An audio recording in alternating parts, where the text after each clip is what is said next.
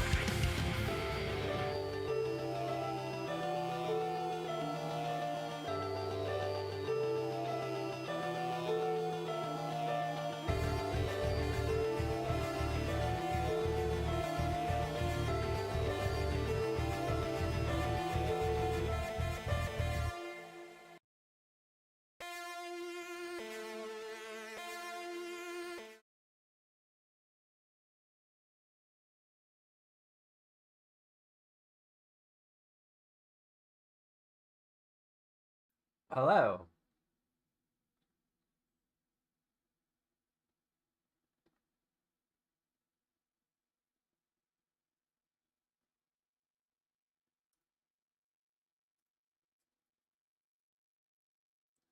I'm chilling out today. Just uh just chilling.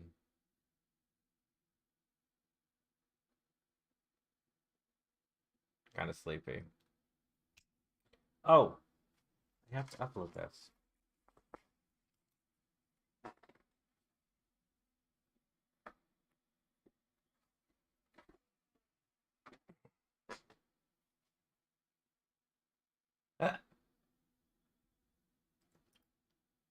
All right. Hey, let me connect to my phone and pull my files off my phone. I want my files. Let me connect to my phone and pull my files.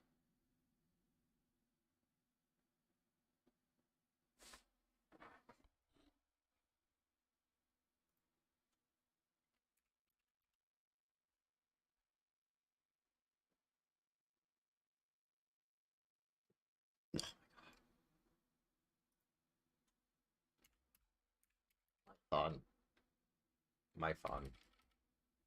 Phone link. Open.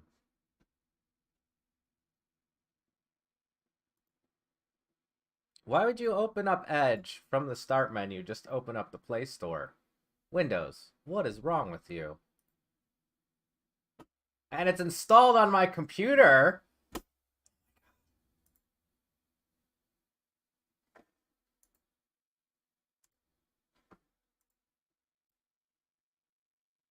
Yeah, buddy.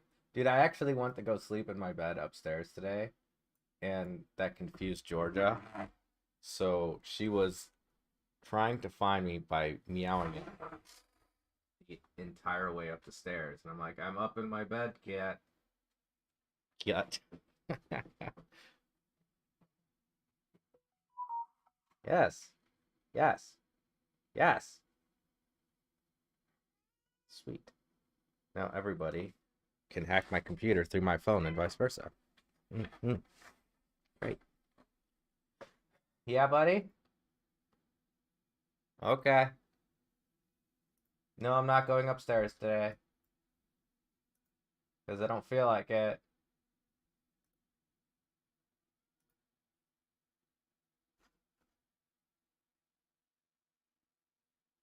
Wait. I just use an app like it's in Windows?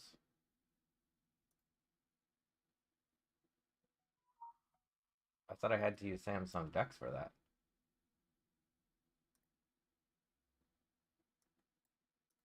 Let's see how that. Oh, I gotta give access to my phone screen too. Yeah. Let me in. Let me in.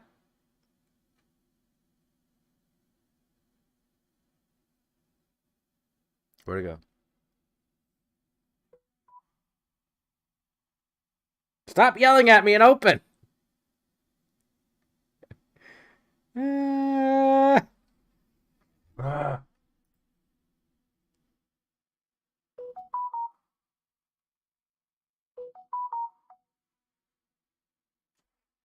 It's not connected to the Wi-Fi. It's connected directly via the stupid. Oh, hey, this cable's long enough to use my Roku. I should check that out with the PC. Maybe I can use it for like karaoke or something. Great.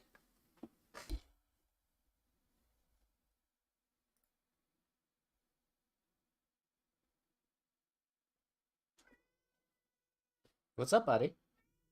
What are you gonna do about it? You want to fight? Well, we're not gonna fight. Go get in the chair. Go sit in the chair. Go sit in the chair. Go sit in the chair. Go sit in the chair. Now. What do you want, dude? You want to play? I'm not gonna chase you. You go. I'm not gonna chase you, dude. I don't care. Come here. Come here. Come here. Come here. No? God, this stupid cat. In order to make a good Magic the Gathering deck, I have to actually sort out all of my cards back there. I'm talking about a modern deck. It's so much work. Bruh.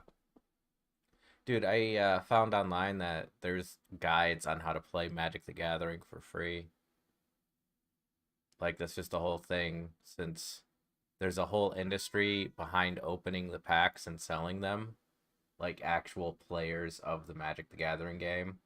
Like, all they do is buy the singles. Only crazy people open the random packs because of the way these things are set up. And I've been trying to figure out, is there a way that we could get it so it's not so it's not made that way, because it's hurting new players that see these packs and are like, oh, everybody plays this way. And then they get to FNM and they're like, oh, nobody plays this way.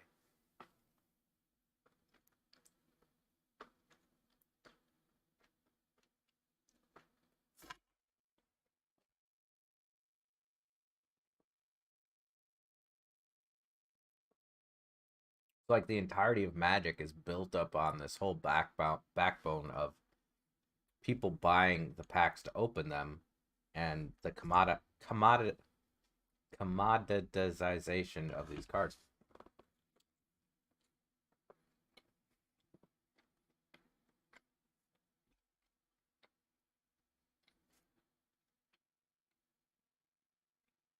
Okay, I want my photos. I want my videos. Where's my files? Oh.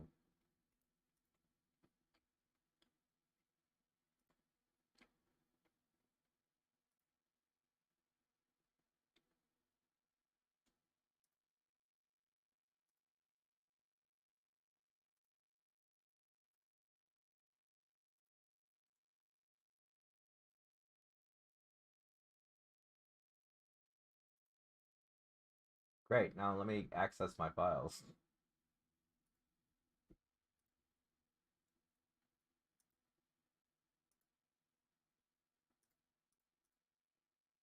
I gave you the ability to access the files on my phone. Let me access the files on my phone. Oh my fucking god, dude. Hi, Georgia. Hi, Georgia. Hi, Georgia. Hi, Georgia. Would you like a hug, Georgia? You gotta ask nicely if you want one. Oh, you don't know how to access nicely?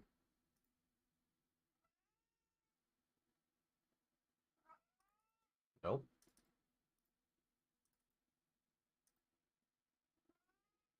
Nope. Where the hell are these things located on my phone?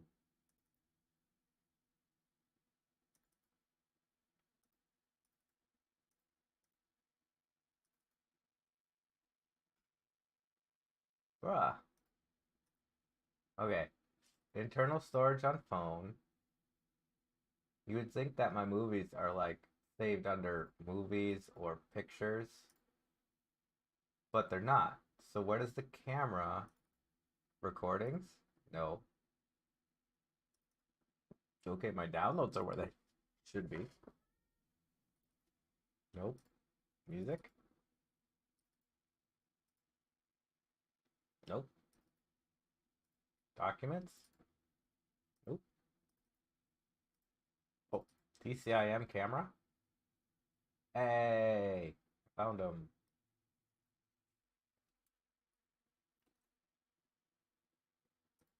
All right, so we're gonna take these and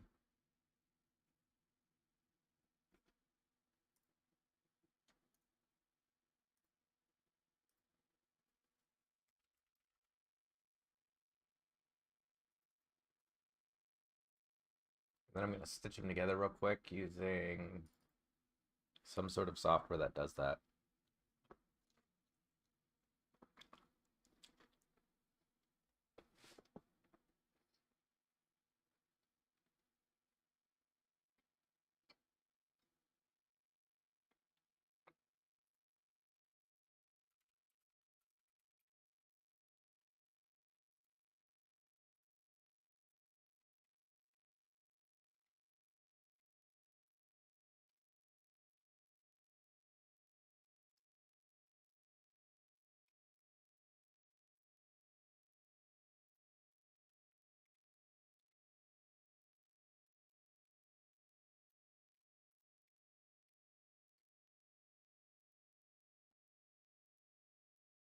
Which one was first?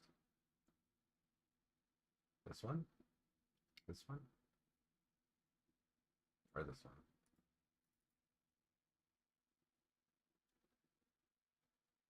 Hey, I don't hear you. Where's the audio?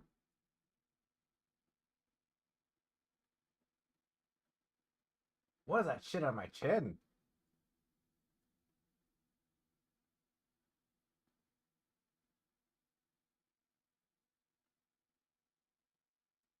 I'm certainly glad I saw that before. It's still there. Oh my god. It's not there.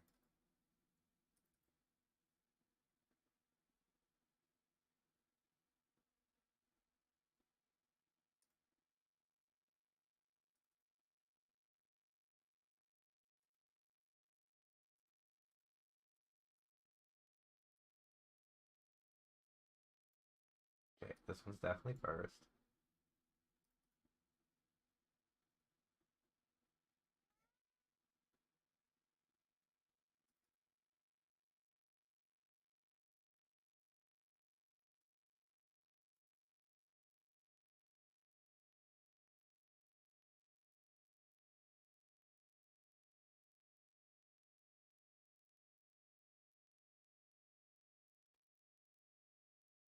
Just wait for populating all that.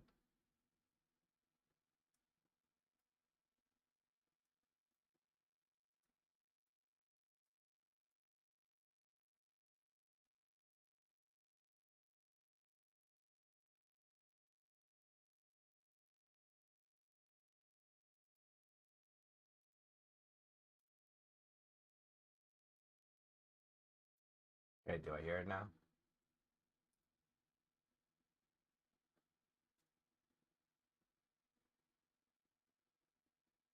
Where's the audio? What can I hear the audio?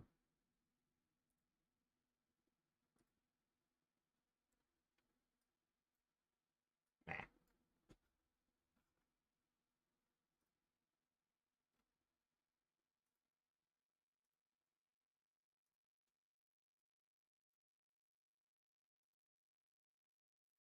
Is it just not playing audio?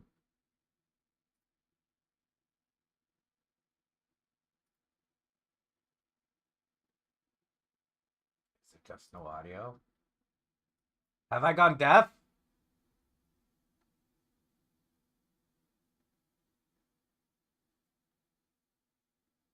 Bruh, if there's no audio on this, I'm gonna be so mad.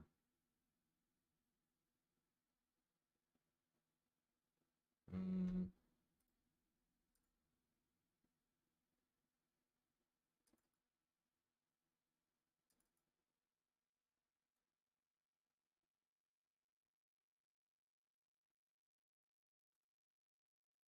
There's no audio in it. Oh my god, there's no audio in it! Well, that sucks. That absolutely sucks.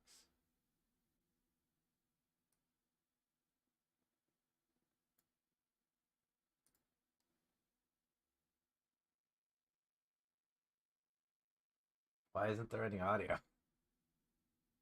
Am I just deaf?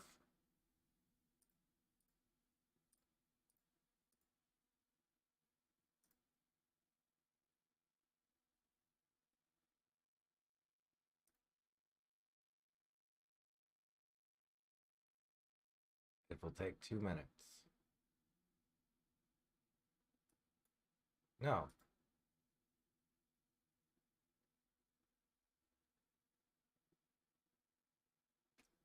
Well, since there's no audio, I can't post it. But I can do a voiceover.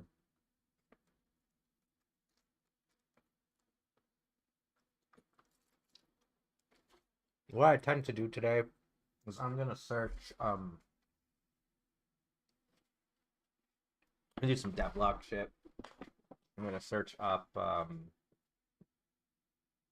circuitry schematics, and I'm gonna try to gamify it.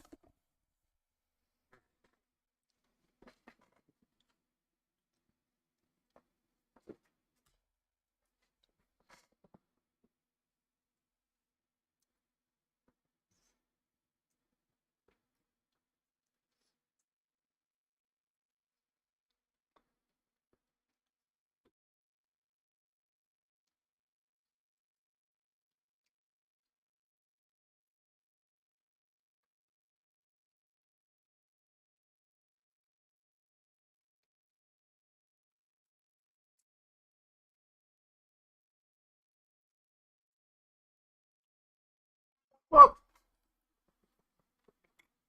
oh fuck, that was loud.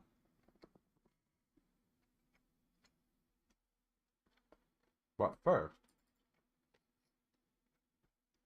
let's watch this.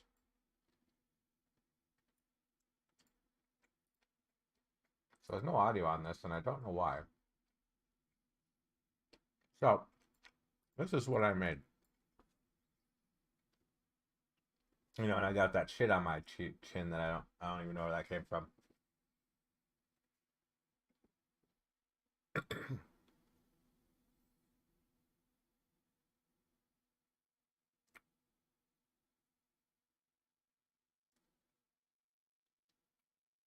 So first we got a boiling pot of water on this left side. It's got water in it, and it's simmering or boiling or whatever.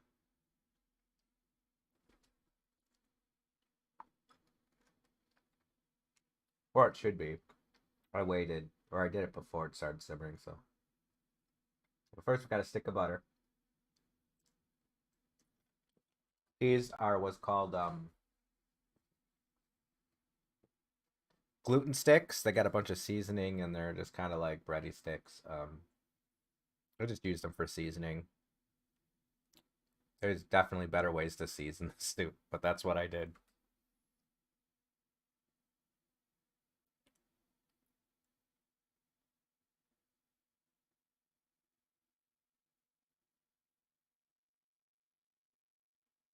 I think that's where, but this is where I'm talking about the gluten sticks and what I would actually use, which is chili powder, um, black pepper, a little bit of white pepper, or cayenne pepper instead of the chili pop.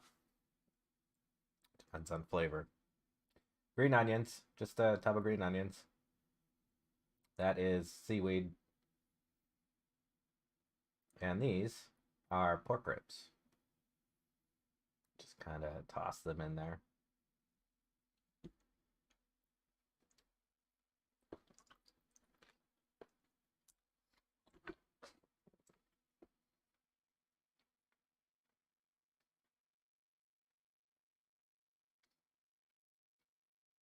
That's just much later. Throwing in all that asparagus.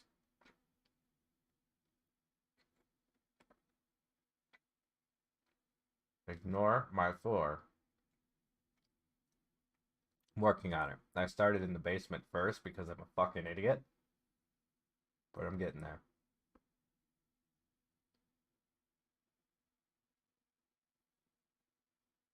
You can see those gluten sticks swimming around in there. They look very unappetizing. I would not suggest eating them, but you know, if you're feeling adventurous and they don't break down, give it a shot. But by the time you're done eating it, they should become invisible, just kind of like a part of the soup. That is what I feed my cats, tuna. I had fed them right before this.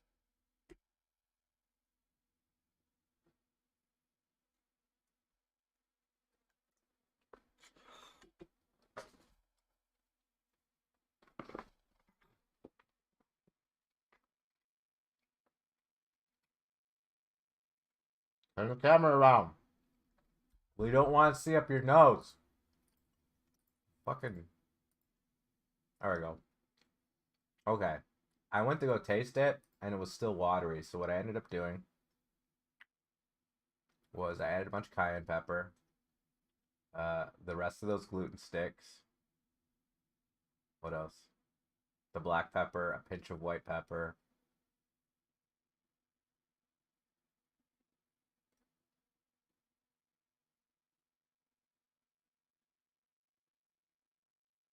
Oh yeah, salt.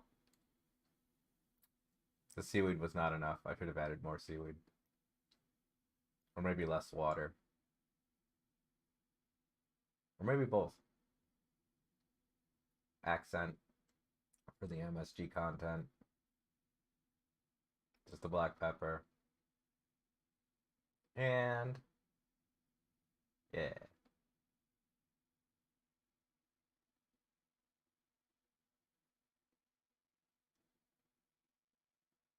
A little bit of white pepper.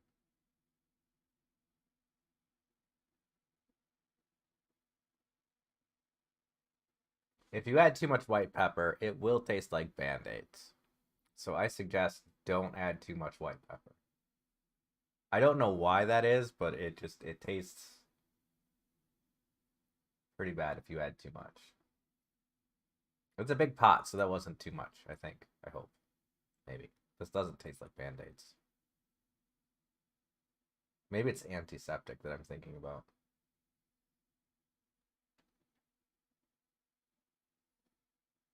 Anyway, let that boil down for a bit.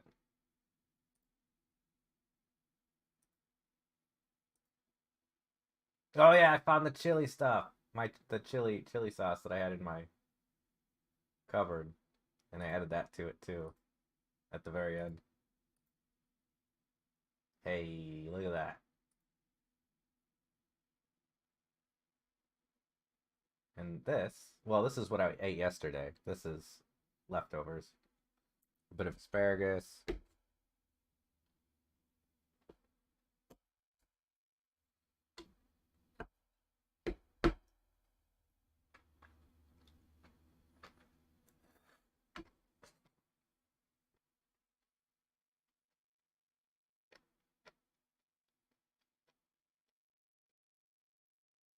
I had trouble with this because it was super fucking hot because it's out of the pan. And I tried to eat it right out of the pan.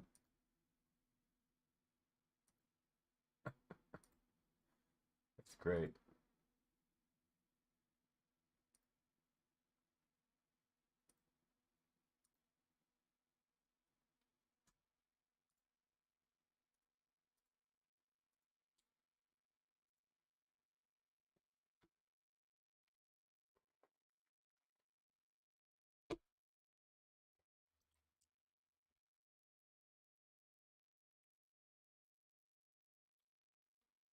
And if you happen to have some dry ramen noodles with no whatever, or any kind of noodles really, you can prepare them and add this broth to those noodles. And it's still choice. So you know. Alright, what am I doing today? Did I plug in this monitor yet? No.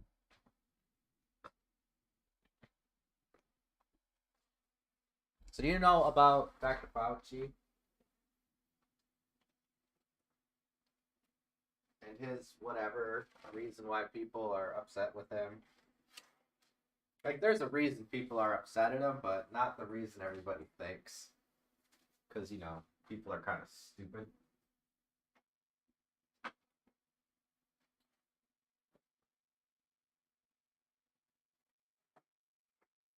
I include myself in that, so, you know, take it personally.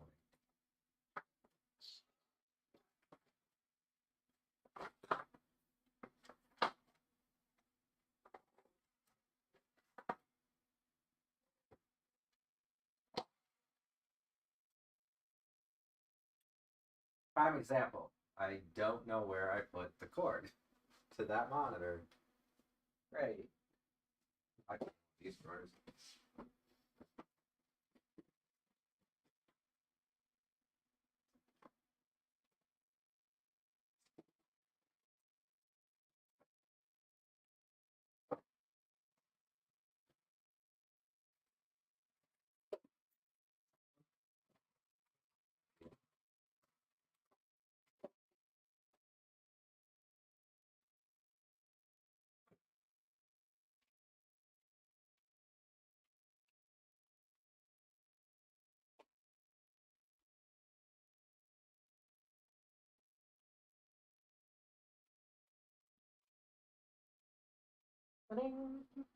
Hey!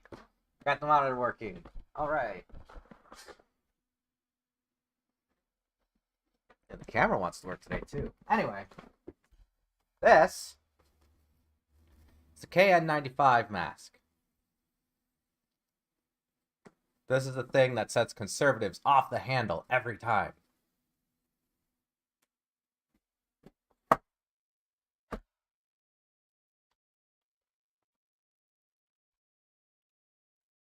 I don't know why they're so triggered by these things. They just are. No, anyway, about Dr. Fauci. Actually, it really isn't about Dr. Fauci. It's about the whole thing when it came to COVID. First things first. A couple months before the COVID outbreak, Trump signed an executive order that basically dismantled all of our pandemic precautions. So when the time comes to do the pandemic stuff, all that stuff was torn apart.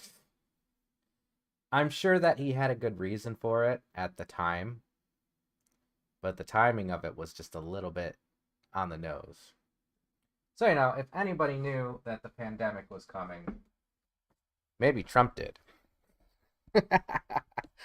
That's a joke. I don't know anything about Trump or what he planned on doing. My running theory is, and will always be, that Trump is just negligent.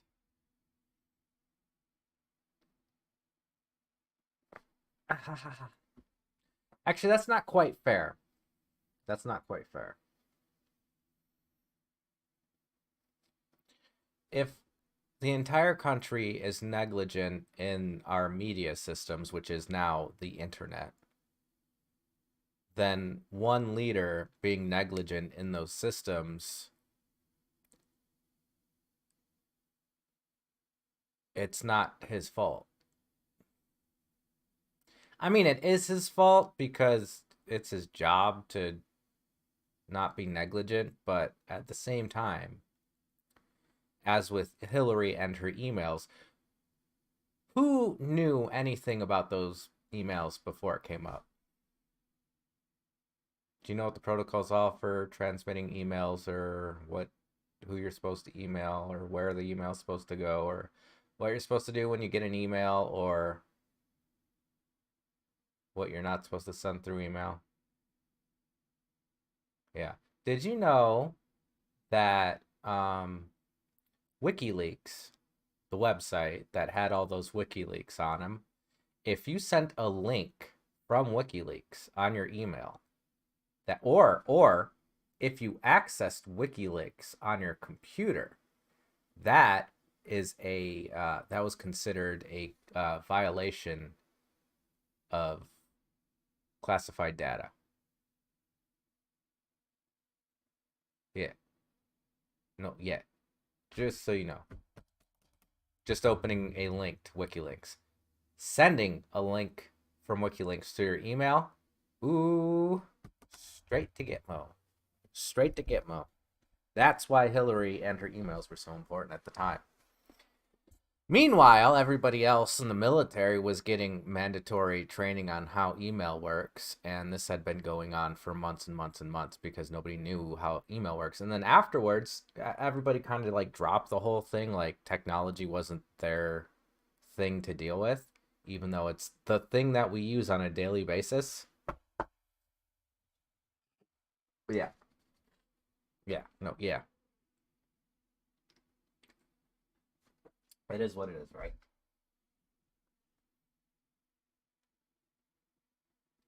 What was I doing?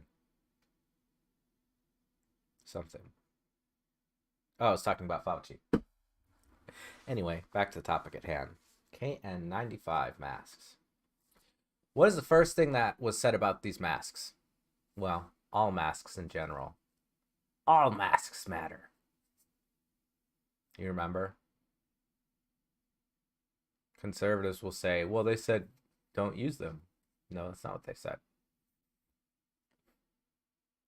They said, please let the medical staff get access to them first. Do not go out and buy them for yourself yet because our medical staff need them because we are facing a global shortage. At the time,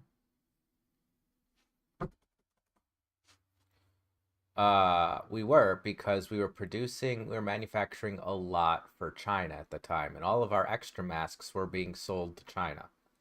And then we had to cut back on those masks. And then when we asked China for some of our masks back, China was like, no, we need these masks. They're our masks. We paid you for them. You know, because capitalism, right?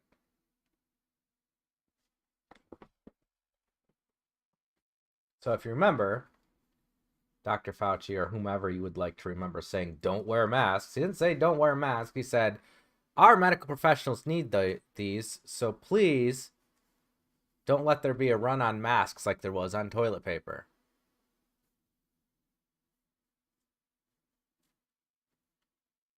Yeah, we see how well that worked out. And then everybody was making hand sanitizer from bottom shelf vodka. Oh, hey, by the way, do you know what denatured alcohol is? Denatured alcohol is alcohol that they add lead to so that you don't drink it.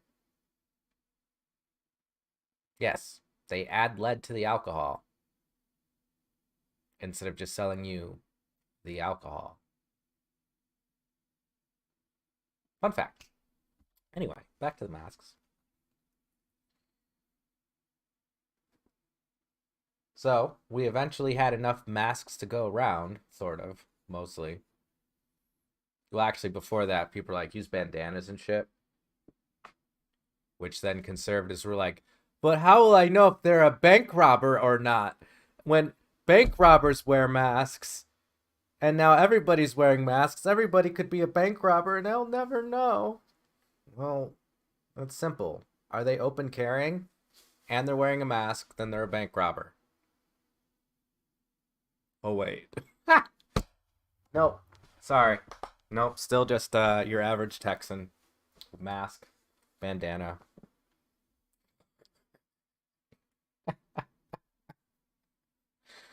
I really gotta stop laughing at my own jokes. They're not that funny.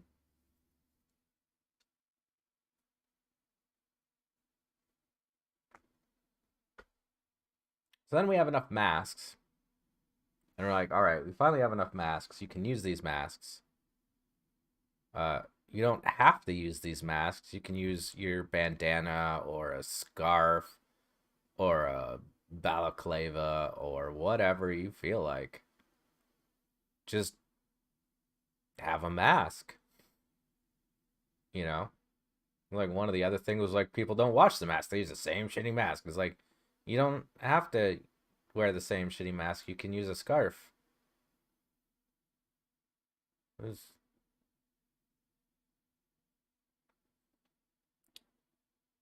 one of the worst things that I really disliked was a lot of people would use the masks with a hole in it, the high altitude masks, because they you can breathe in, or you can breathe in without getting a bunch of air, and then you would have your air go out the side.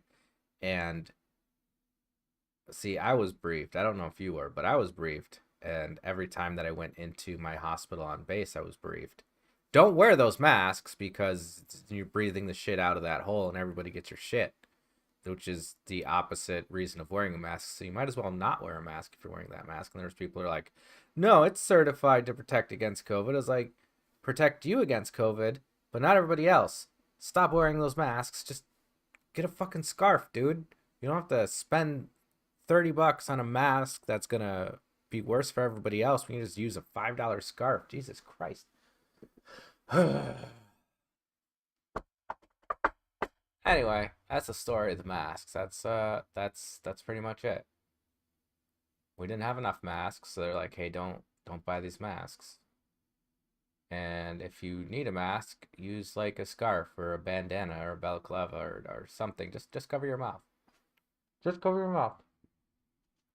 Got all these conservatives walking around with their pocket, their pocket pop filters, but they can't wear a fucking scarf. Yeah, fucking kids, dude. Fucking teenagers.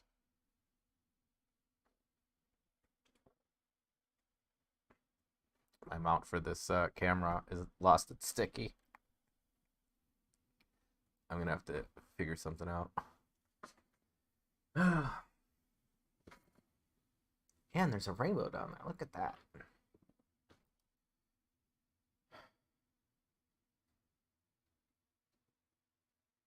So,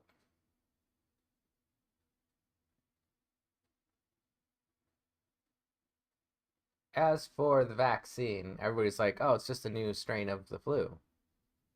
Sort of. It looks like it's going to be a kind of thing that just we get yearly flu shots for. Hopefully they figure out like a one and done solution so you don't have to take two of them. Your yearly fluvid shot.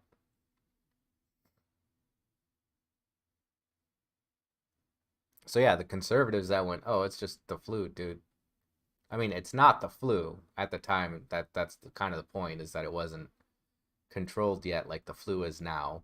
But yeah, eventually it will be just the second flu, basically.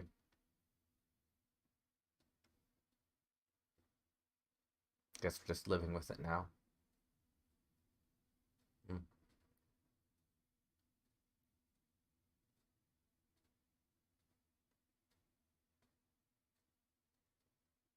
Wow, wow. Roxanne, what you looking for? You're just exploring the new basement. You know, it's just like the old basement.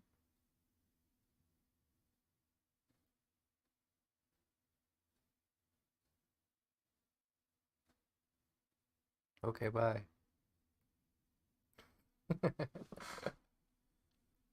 All right. Let's see here. Oh no.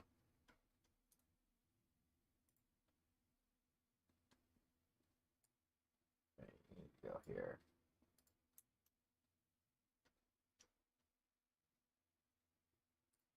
You need to go down here. Why are you opening over there? Get over here. Get down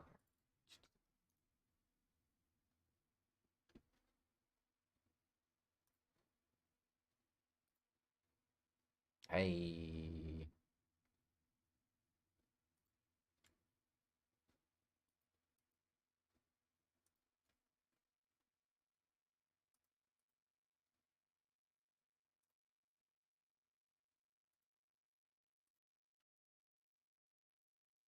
Oop.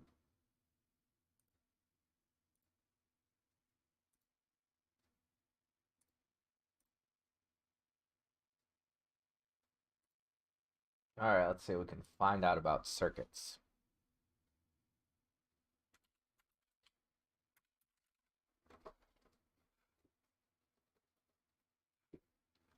Circuit is everything your teams need to communicate in a single app. It's voice, video, screen, share, chat, and file sharing. You mean like every other app out there that does exactly the same thing? Dude, I don't know how many people are going to make the exact same app and say that it's different. Is that how capitalism is supposed to work?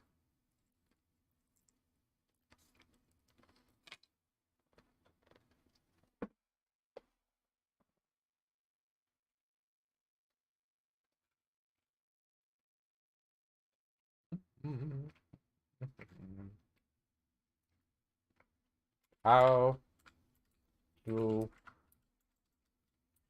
about it?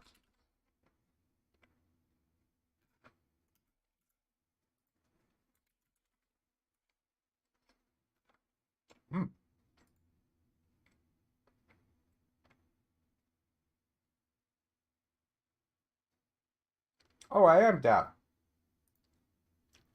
You guys can hear it. I can't hear it. Why is that? My headset's connected.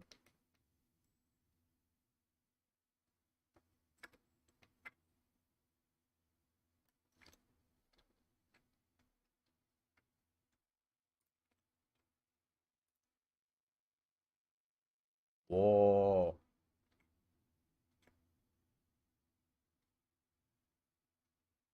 Connected, please?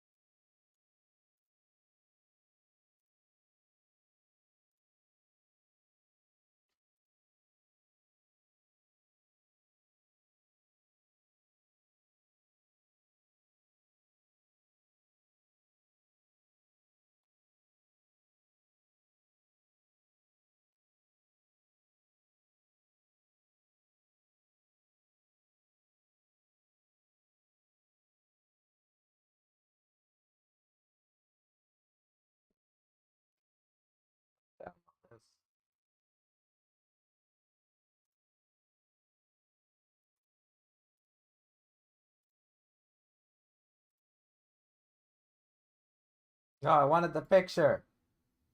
You lied to me.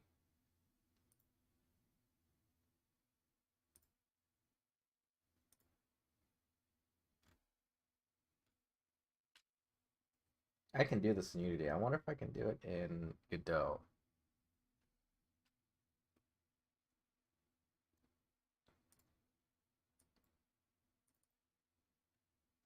I'm still not aware of all the tools that I have that I can use with Godot.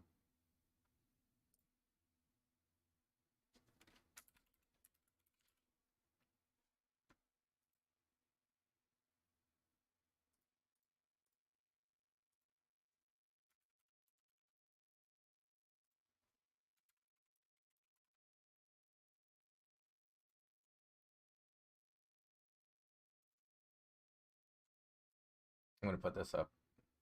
What did I click on? See if I can figure it out. Hmm.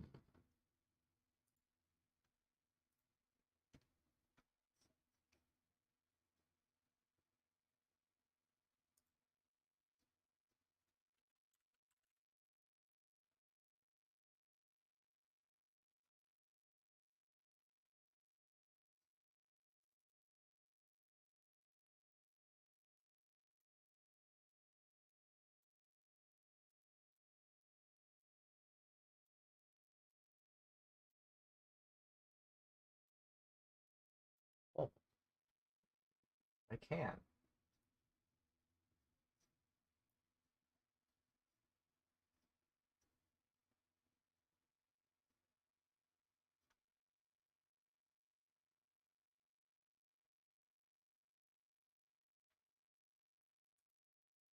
Why can't I see my controls here, Opera? This is not an add-on. This is an Opera default.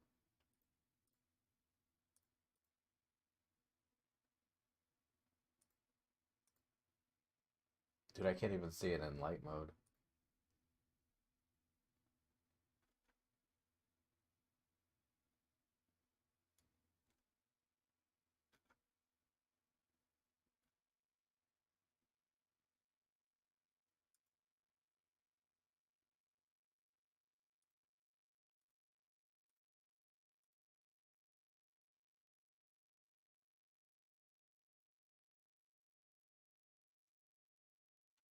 Okay, so I can do the wires here.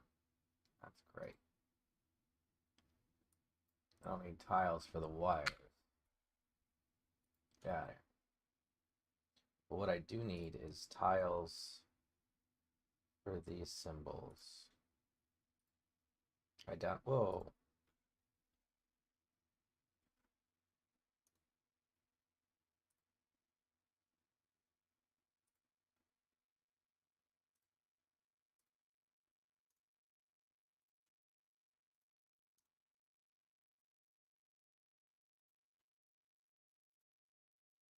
So the first thing I would need to do is, oh man, I want this picture.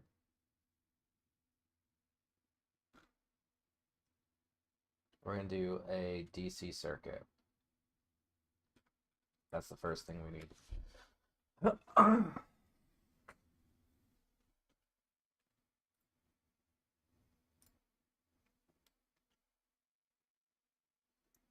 What I'm gonna do first though, so this is in 2D mode in Godot. We have a nice little thing we can do here that is aligned 2D. We click on it and then we just click it and we add another point to it every time we click on it. This could be useful for drawing vector graphics in 2D. For those I need. So how does this? Ooh, that's cool. How does this fill work? Can I fill it with gradient? Very nice.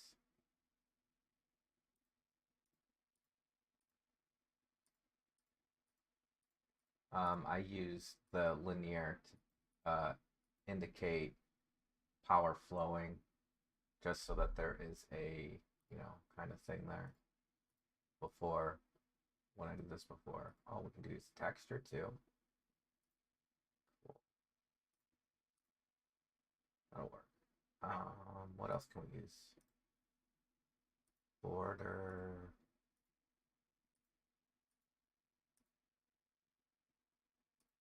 I would think that we want to do a texture.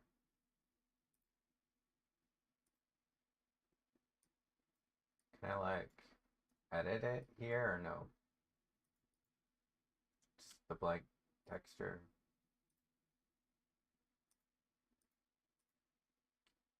Okay. Okay. Um.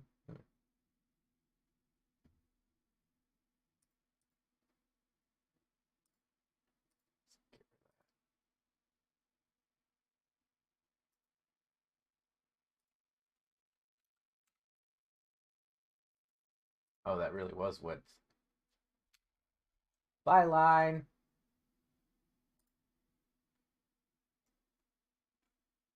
What else are we gonna do here?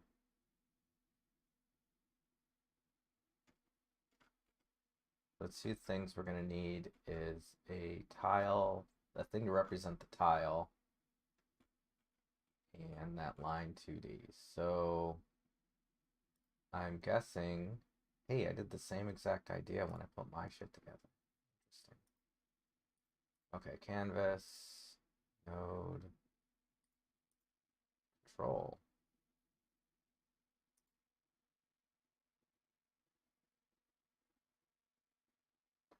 Huh.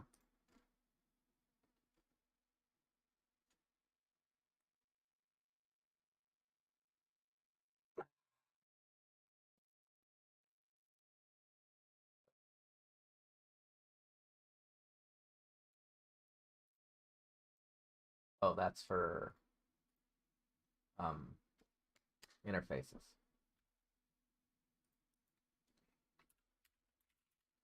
Okay, node 2D. All right. So lots of stuff here. Node 2Ds. Particles, path.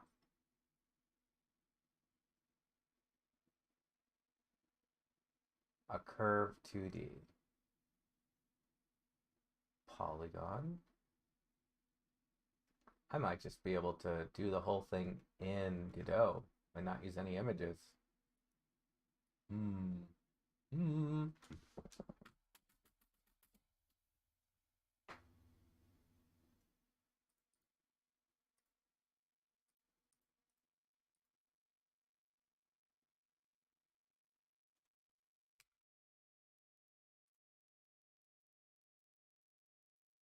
Hmm.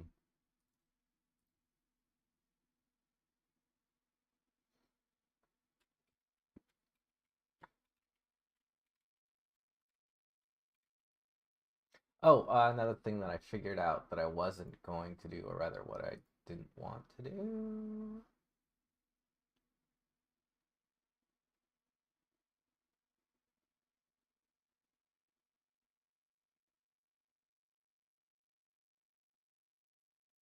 No music in this one.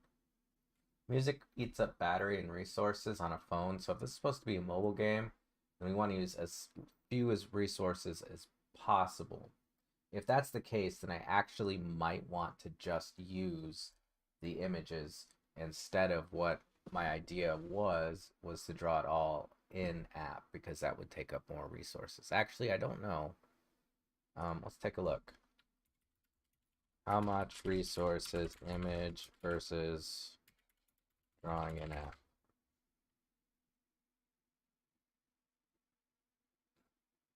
Okay.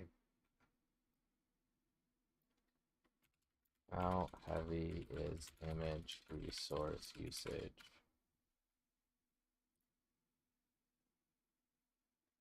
Probably the image stored in bytes is compressed. Images are not compressed in memory inside of the bitmap class. Nothing to do about that if you want to make use of the pixels. Hmm.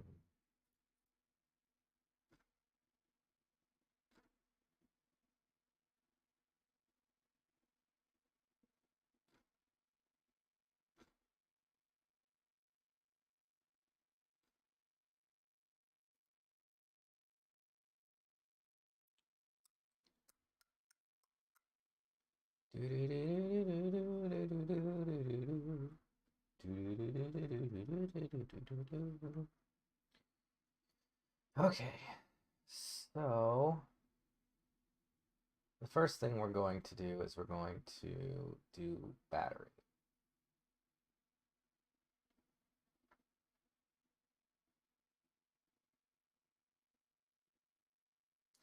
So I am going to open up a thing so that I can draw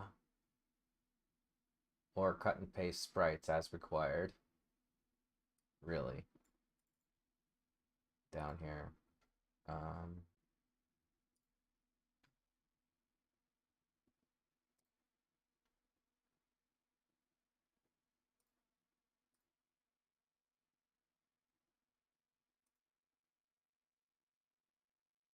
Where's my downloads?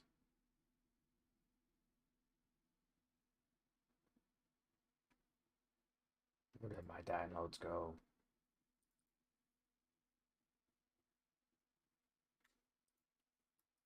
WebP?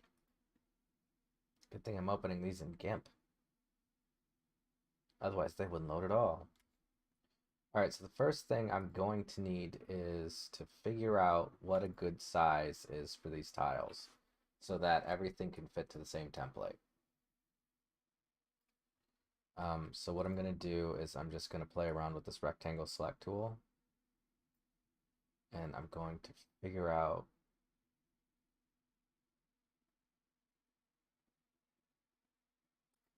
just what size this is. How do I do that? Okay, 87 by 39, so it looks like 90 by 40 maybe.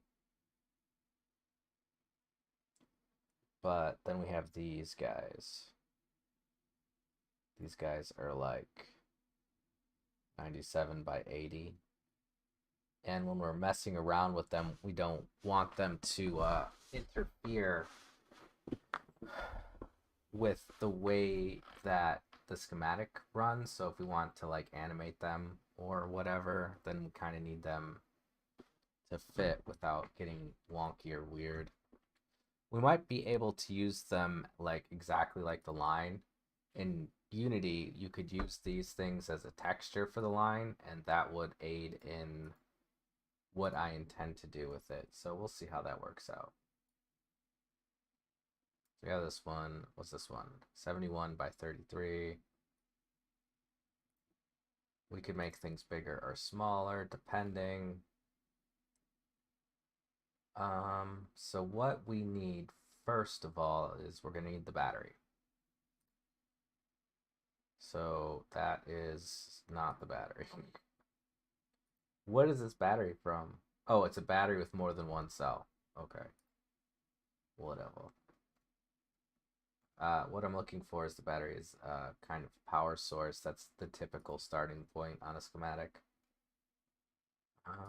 It doesn't seem to be here though.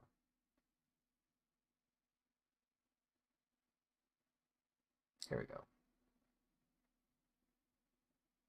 You don't really see these anymore on schematics. They just use these.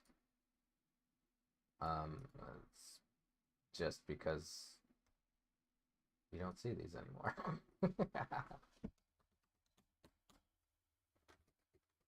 We're gonna start with this guy. This guy.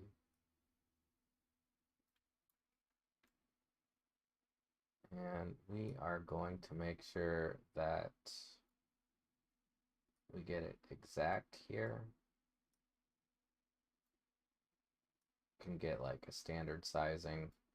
This can all change because I can just redraw these all by hand, but it'll be easier if I don't have to do that. That's going to be 62 by 30.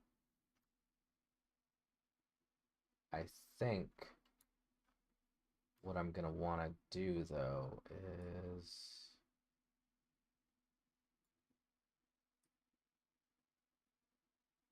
we'll make it like square, like 90 by 90 maybe.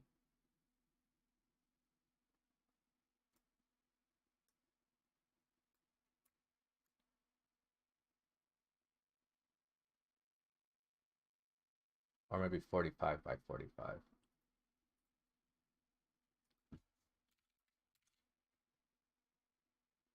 And the reason why I'm going to make it 45 by 45 is because black and white schematics,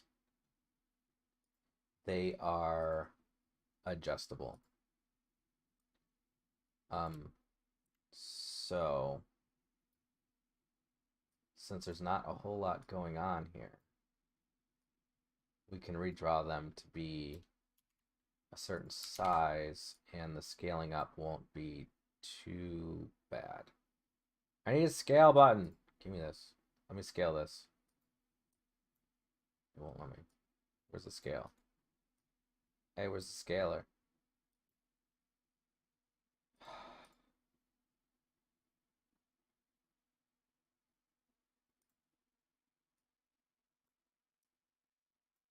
Why don't we have a scale tool anymore?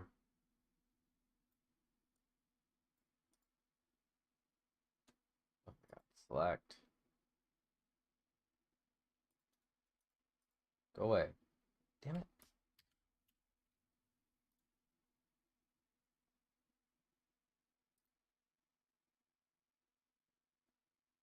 I would much rather a scale tool. Why isn't there a scale tool?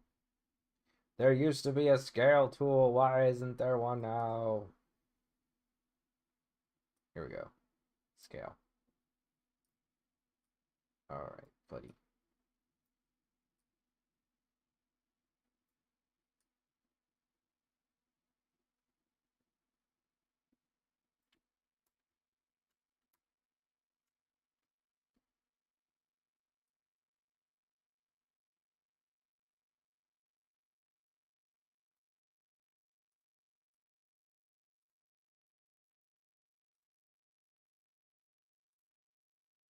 Ooh, that made it black and white. I mean, I'm gonna have to go over them. I mean, exactly that.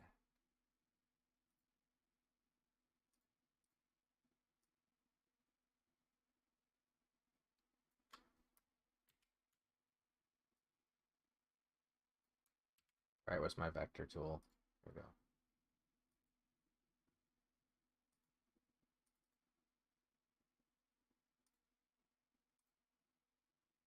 Ooh.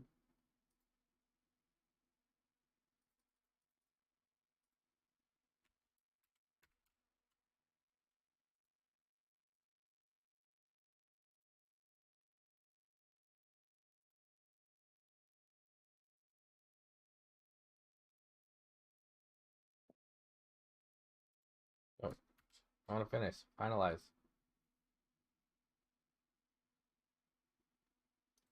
How do I say I'm done? Hey.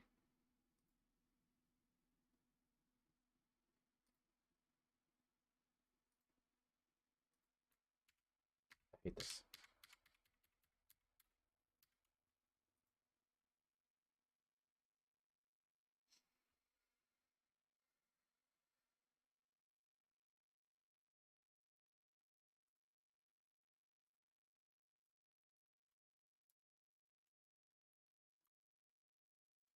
All right, you know what?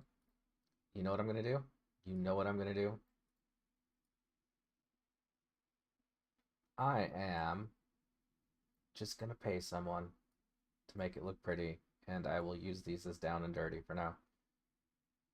Okay.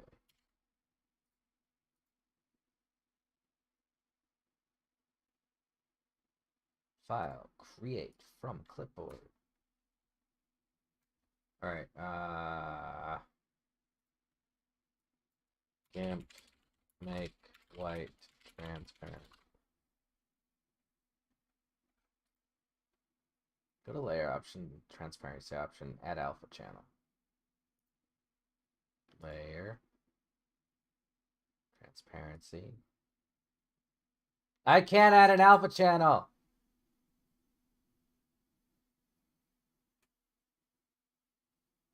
Wait, colors.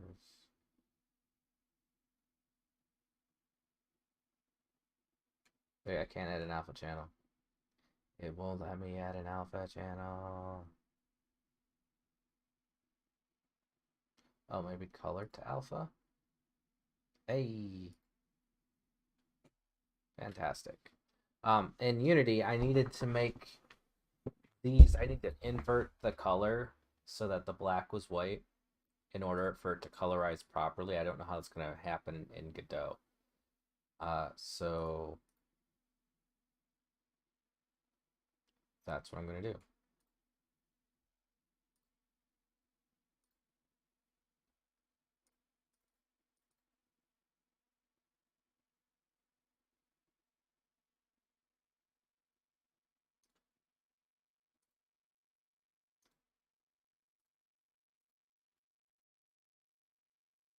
Um,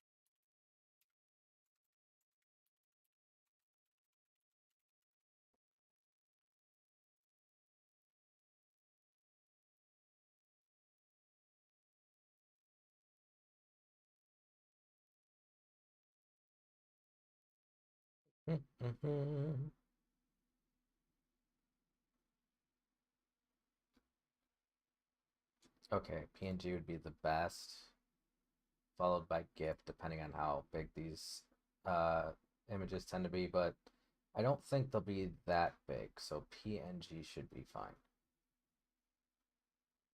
I would prefer PNG as well, simply because PNG isn't a copyrighted format.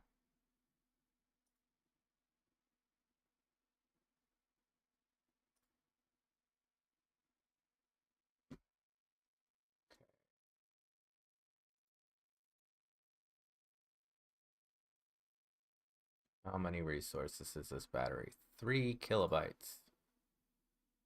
Cool. It's not too bad.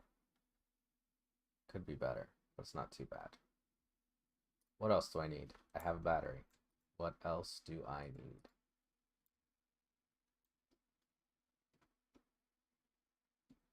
A light bulb. We got 2 of these, an incandescent one and a neon lamp. No LEDs.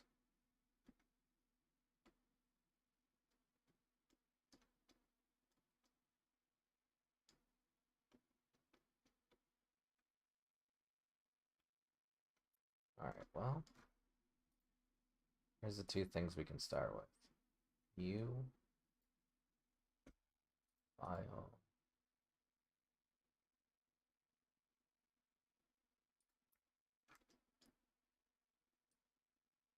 He looks so surprised.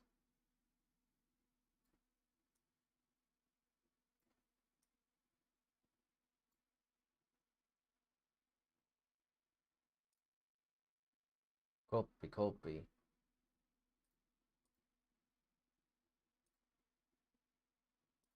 No. File. Create from clipboard. We do the same thing where we're going to go transparency, colored alpha, select white, and then invert the colors. It looks like it's a little bit less than white, but it'll work.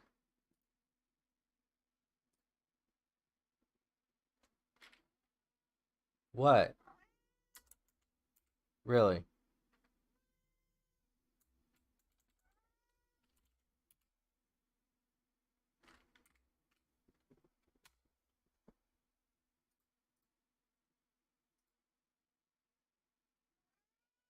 Make me.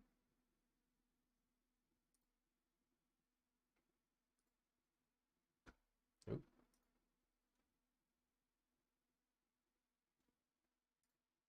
We're going to go up here and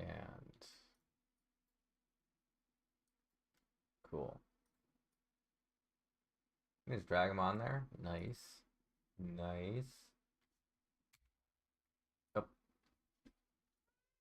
Alright, let's see what happens when we do a line and add them as a texture.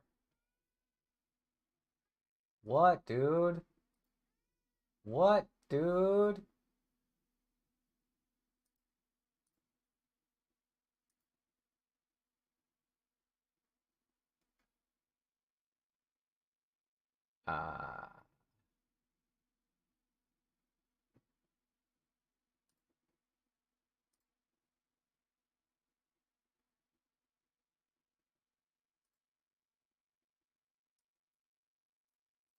Let's go with you.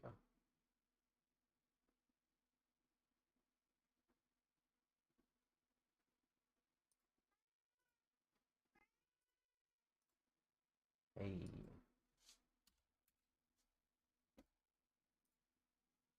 What?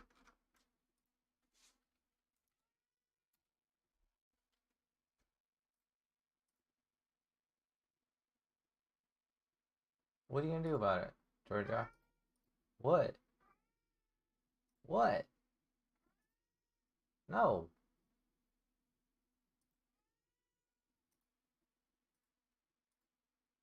I didn't ask you to be hungry either. Okay, so that selection actually makes it kind of hard to see what I'm looking at. But here we go. See the thing, and then we can either do this, which we can make it bigger by doing this. Why did it go? What? Oh, I didn't want to do that.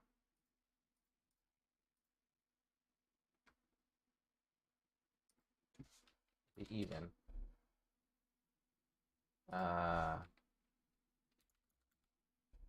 Like that. Cool.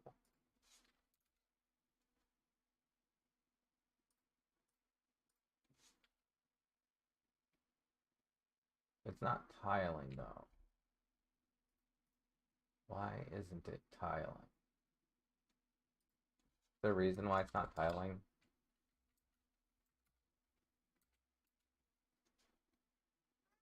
Not too short, is it? It's not too short. But it's not tiling. Godot, why aren't you tiling?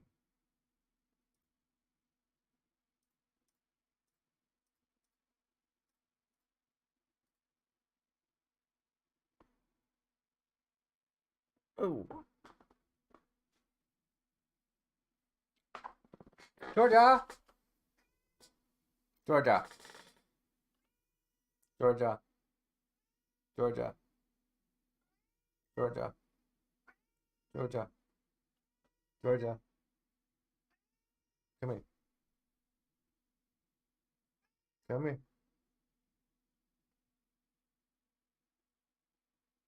Then stop yelling at me.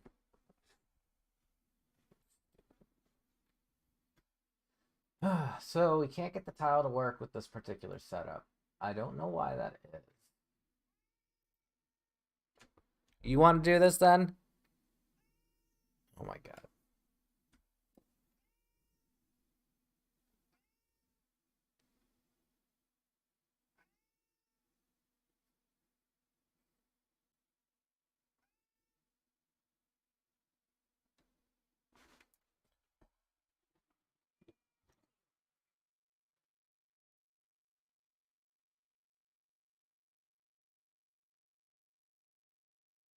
Okay, you good? You good?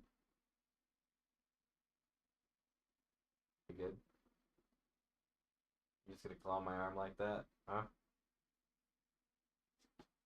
Here. Get up here.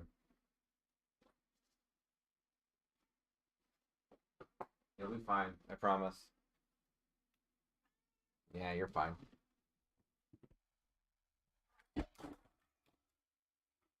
Chat! There's no reason to say poo-poo.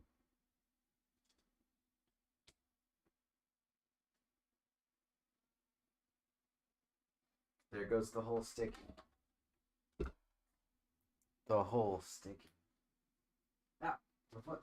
Ow, my foot.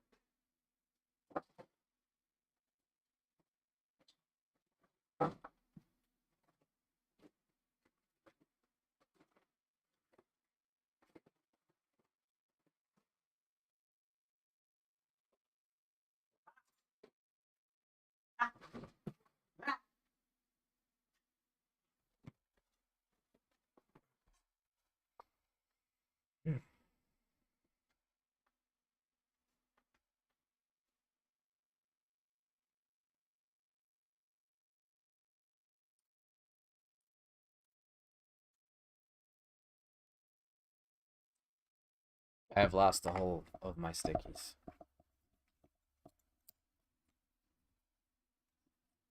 So now,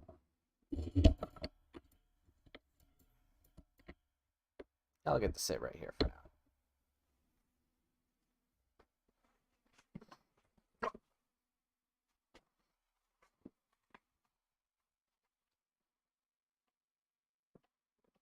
Which I guess sucks for you. Hmm.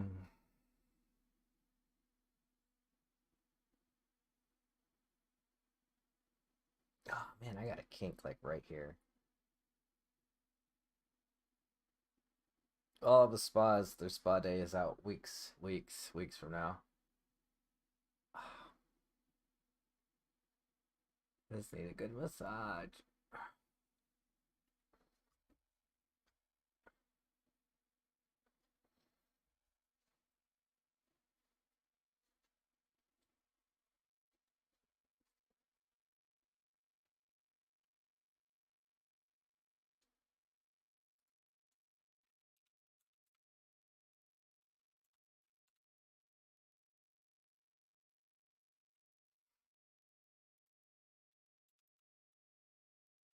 Oh,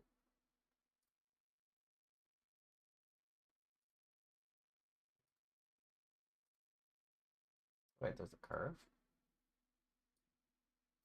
Mm.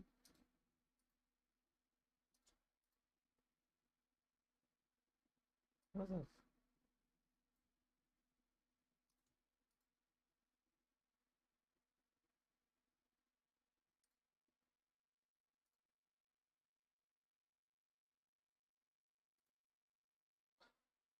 You could make a drawing app in this.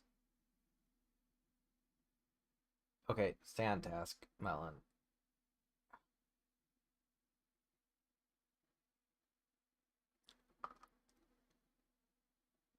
God, my head hurts.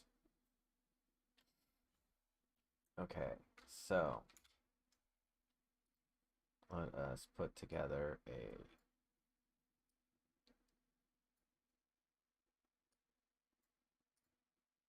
simple. How do I rotate? What's an easy way to rotate? These are separate, thank you. Please separate them.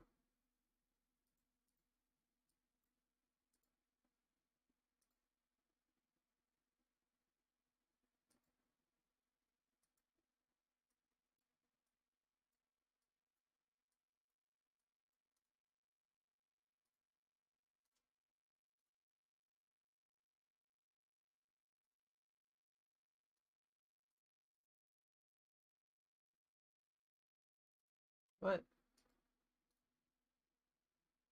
Cut, cut. Oh, okay. So then we can go boop and boop. Nice.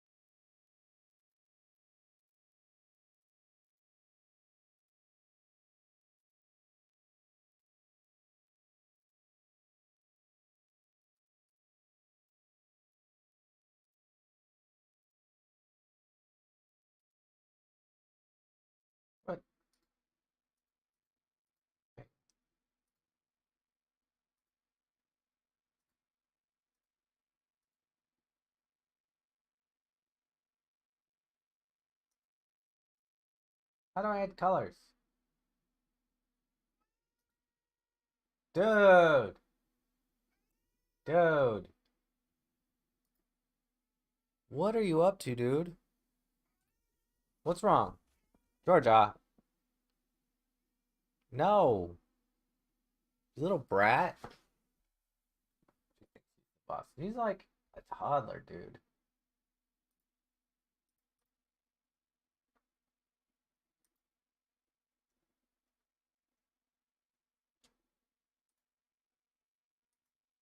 I don't think so.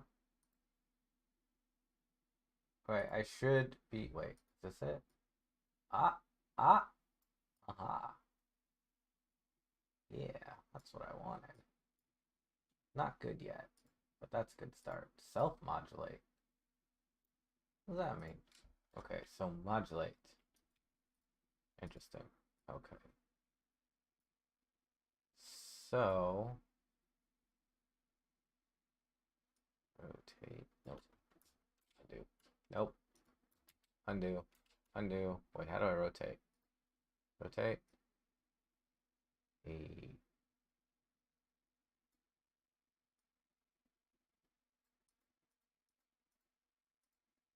Rotate. Rotate. Okay.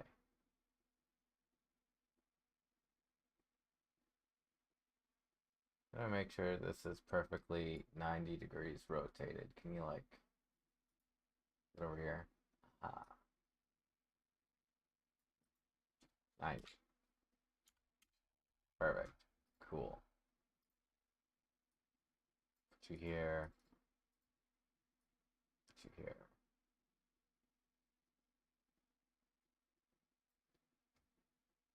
All right, now we are going to add in some lines.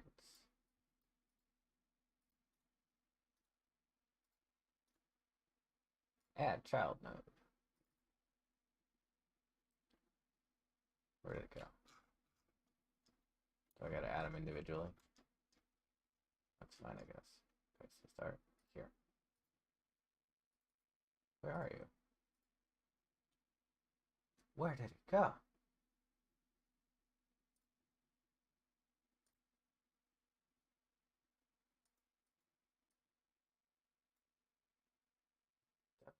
Where is it? I gotta add somewhere in the scene, right? Where is it? Alright, so the first one, let's just put it at 2 since it doesn't want to cooperate. Alright. So now we know the first one's going to be here.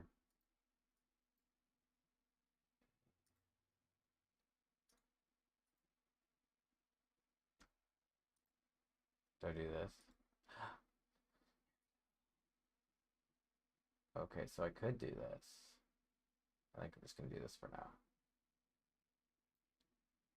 And the width, we're just going to set it to 1, 2, 3.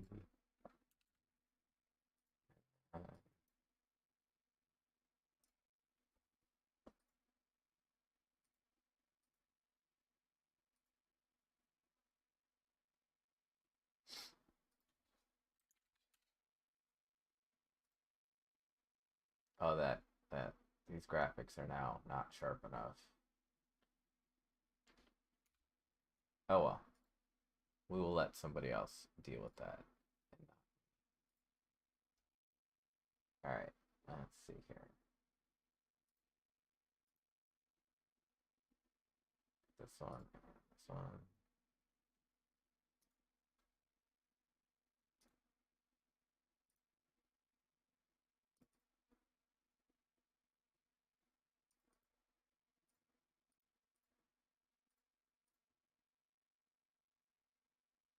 Oop.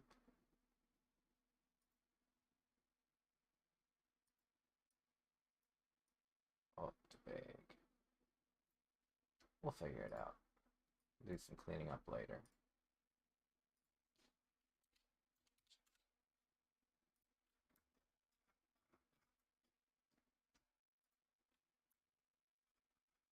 Now we need these lines to mean something.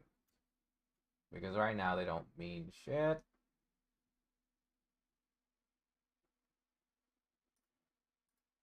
So we know this battery is supposed to be a power source of sorts.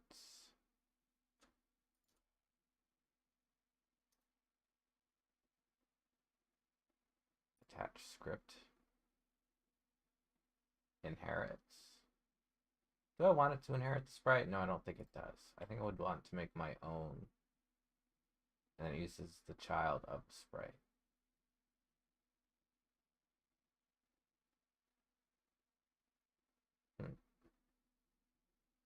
I have to go to this bathroom. I'll be back.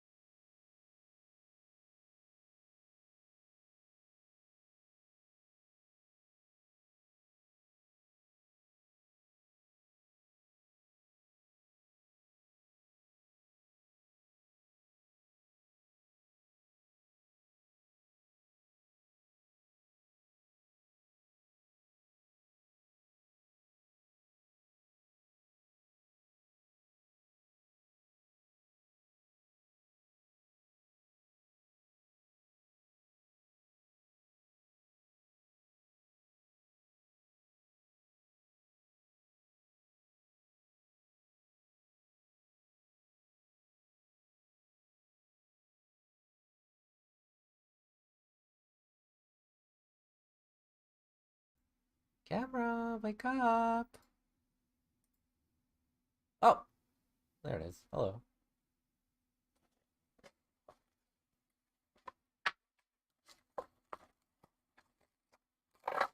Look what I got. I haven't tried these with my computer yet, just my phone. With the phone, it doesn't work too well, or as well as you would hope it would. Kind of sucks.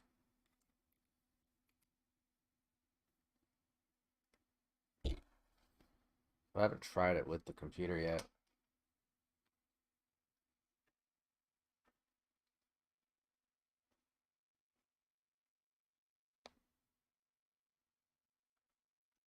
The computer recognized that it won't beep.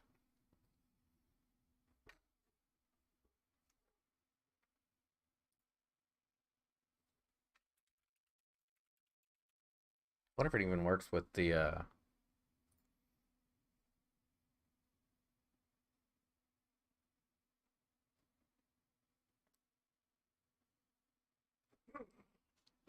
Oh, there's a download app. All right, cool.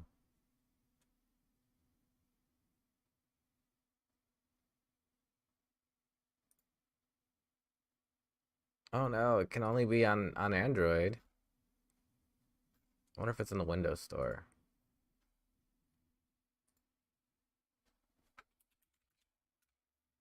Sorry, Microsoft. So I've been trying to figure out these past couple of minutes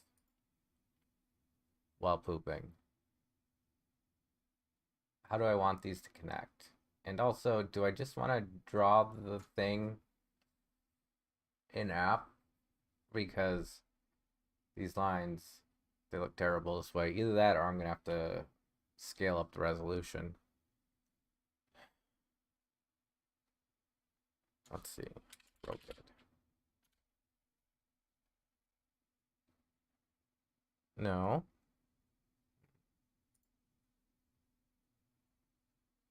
I guess I can't connect it to my PC. Hey, come on.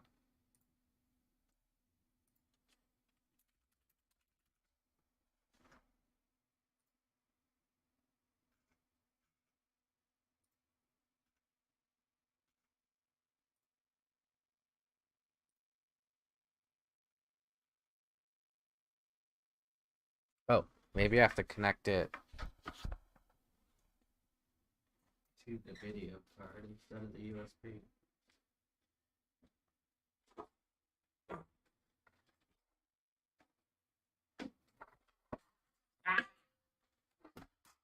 Motherfucker.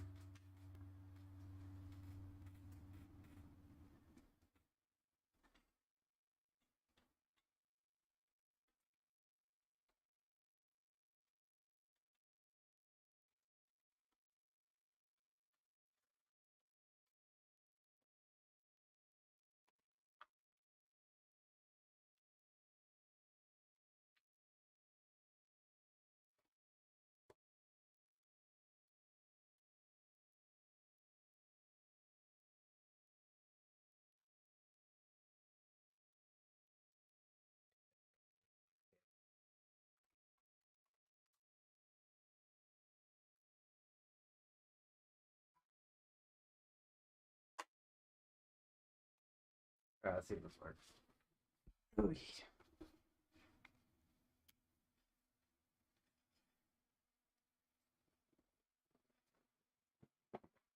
Holy shit, it does work.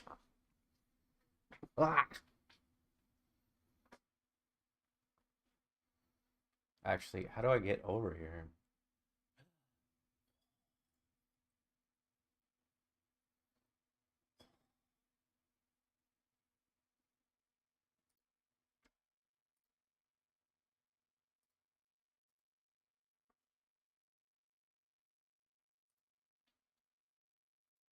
This is what I can see on my glasses while I'm currently cute. Oh my god. Come closer, cable. Now here's a question is how do people normally use these devices?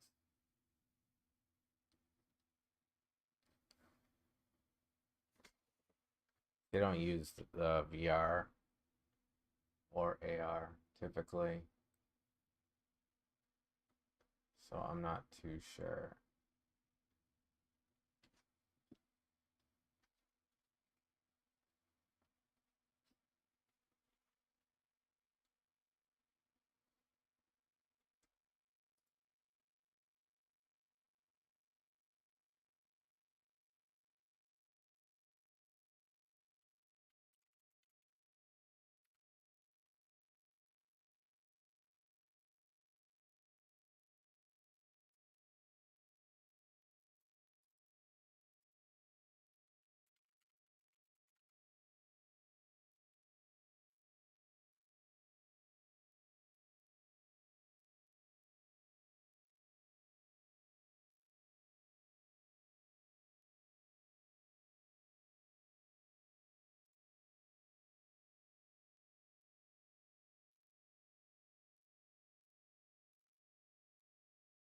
Mm-hmm.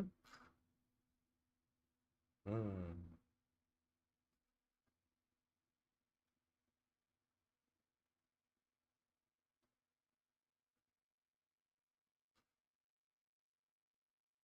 What else can I do with these?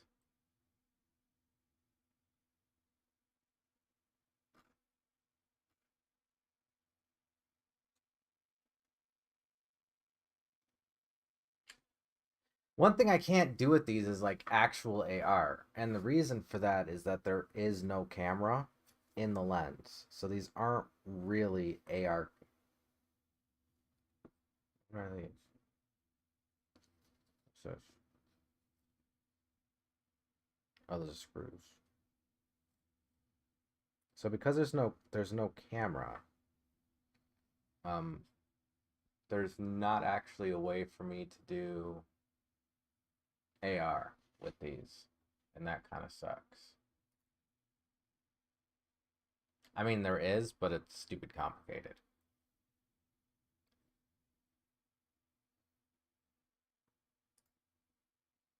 You know what can I do with these though? VR chat maybe?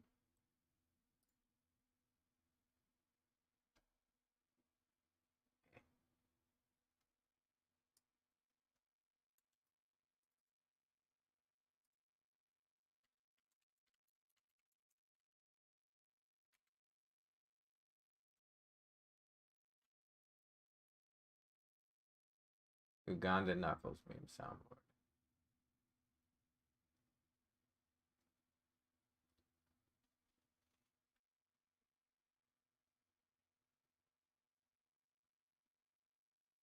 VR chat to picture viewer.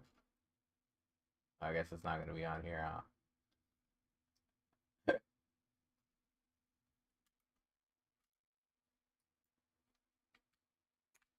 Don't know. Don't know. Don't know. It wouldn't really do facial expression either with this, even though there is enough onboard space for it to do it. Why are there? Well, I guess there's only two stereos. They're so far away from the headset though, or the ears though. All this is really good for is, um, like for an AR environment, all it's really good for is maps. But even then, it really sucks at it because it still uses the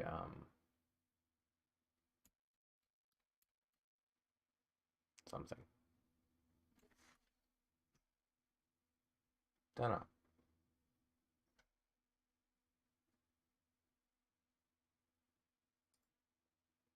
Whatever. Oh, it was fun for a little bit.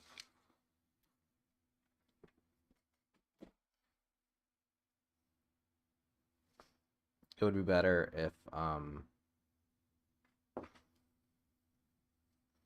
there's a lot of things that would make it much better.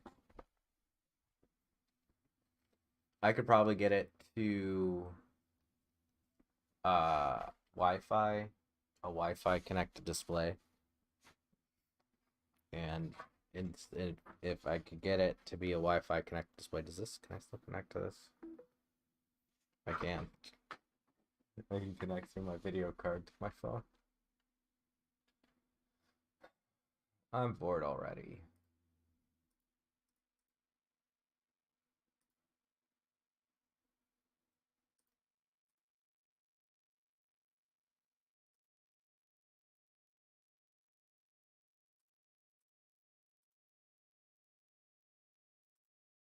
It's always fun trying to figure out how to do power flow in this because this is the electron side. Electrons.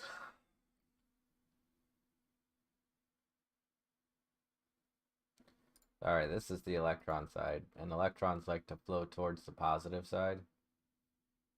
So it's kind of backwards when you think about it, but the electrons go this way through the device. The plus side provides a path for the electrons to flow on. It's kind of weird. So this creates a path, and then the electrons flow from the battery through the path until it runs out of juice.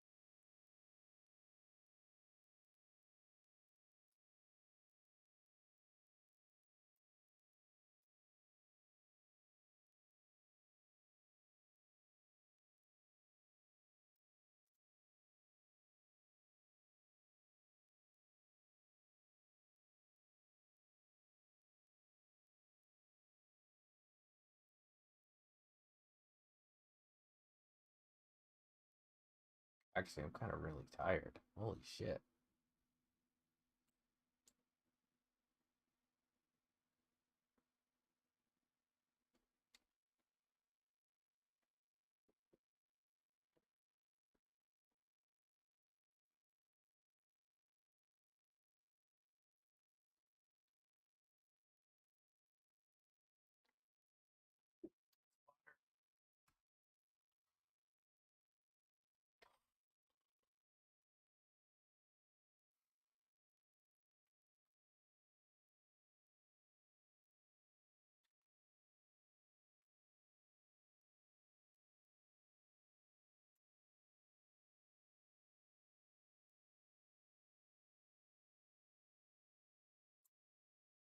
It's weird that I'm tired because I just had some caffeine, even though I promised myself that I would avoid caffeine this late, and I did not today.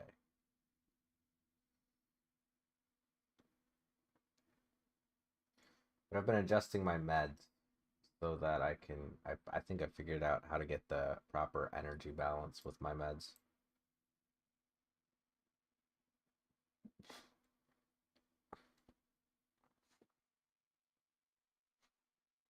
Too much one way and you get super tired. Too much the other way and you are super tired from just the opposite reason. Like the meds make you tired, but like I'm also tired and exhausted from just the way that my uh ugh,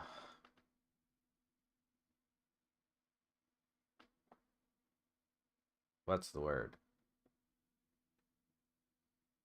My biology, bio.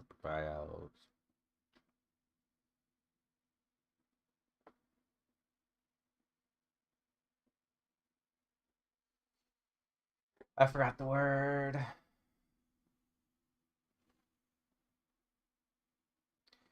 My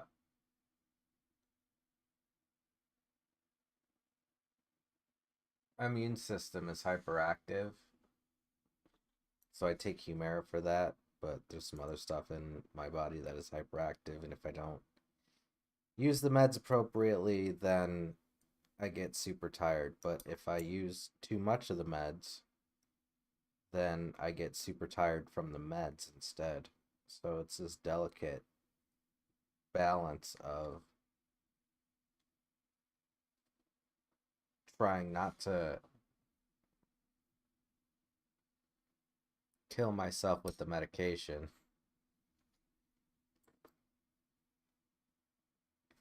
Which it's bad because I typically lean towards a lesser dose than what I'm supposed to take. because when I take the dosage that I'm supposed to take, I get way too tired. Like it affects me super negatively.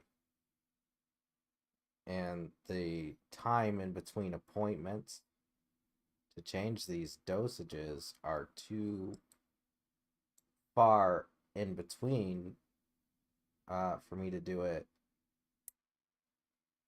the way, like the appropriate method with your doctor involved, you know?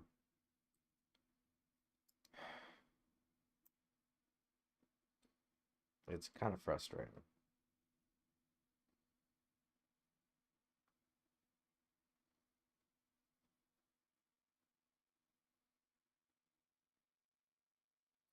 Right now, I'm just plain tired, and I think that's from the pneumonia and the shingle shot,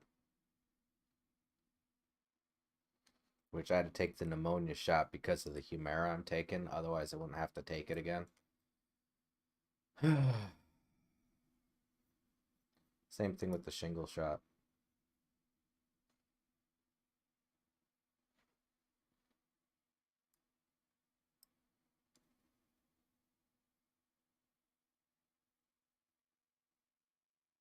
I think it's weird that I can, like, really get a hold of the different kinds of tired that I am. Like, the groggy feeling you get from over medication is much different from the groggy feeling you get from existing in life versus just being regular old tired. There's a lot of people. I'm not doing this right now. I'm just gonna switch the chat window. Hello, big face. Um, a lot of people get some things backwards, like, depression prevents you from doing the things you need to do. Like, Jordan Peterson has it backwards where he's like, "Oh, maybe if you just clean up after yourself, clean your room and you'll feel better." And it's like, well, sometimes it's you're not cleaning up because you don't feel good. And you're sitting there and you're fighting with yourself going, "I really want to clean this up. I really do." But then when you go to do it, like, you're just exhausted. Like, there's that 5 minute rule, right? You put in 5 minutes for something, and if you're not doing it, or after 5 minutes, if you don't want to do it anymore, then you quit. And I've done that, but it just makes me want to quit after 5 minutes. And I've also done the do the one thing a day, which I encourage people to do, and that works to an extent. But like, when that exhaustion, when that haze, brain fog comes back, it's just kind of like, meh.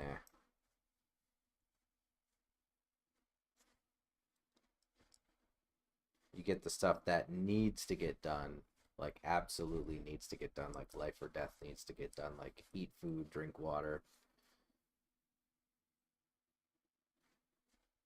And then it's just like I have no energy for anything else. Another thing that I learned is that I toss and turn, so like that affects my quality of sleep. Since apparently I box myself in my sleep. So that explains why my cats don't want to sleep next to me anymore, which is great, I guess.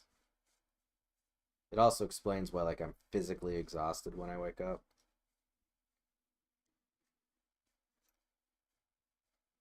But the meds help with that, so it's pretty good. Not even including the CBD and melatonin. Uh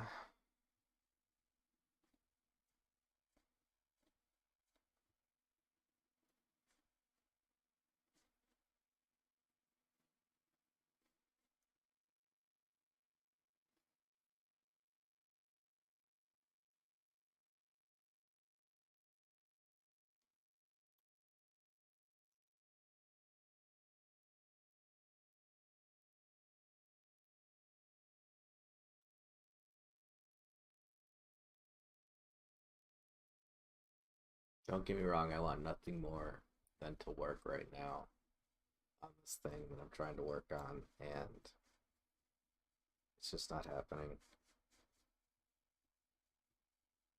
And the reason why I don't like switch to videos or something is because I don't want to get lost in the video. So I'm just gonna keep on talking, and hopefully, like, I get re-inspired to focus back on the schematics. And if not, well, at least I tried.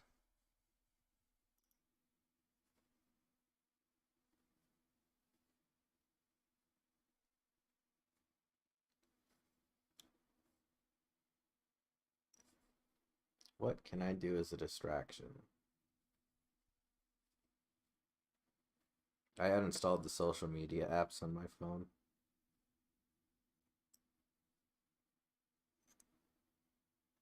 Except for YouTube.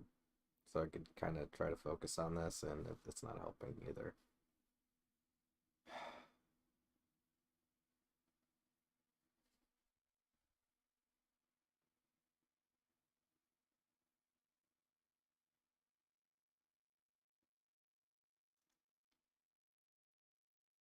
Well, I guess except for TikTok too, but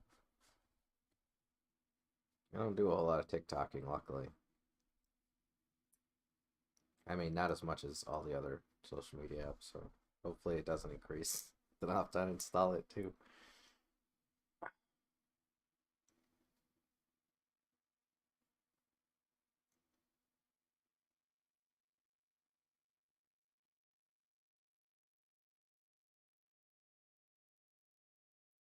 I don't know, have you ever had that good kind of tired feeling where you're just like, yeah, I want to go to sleep?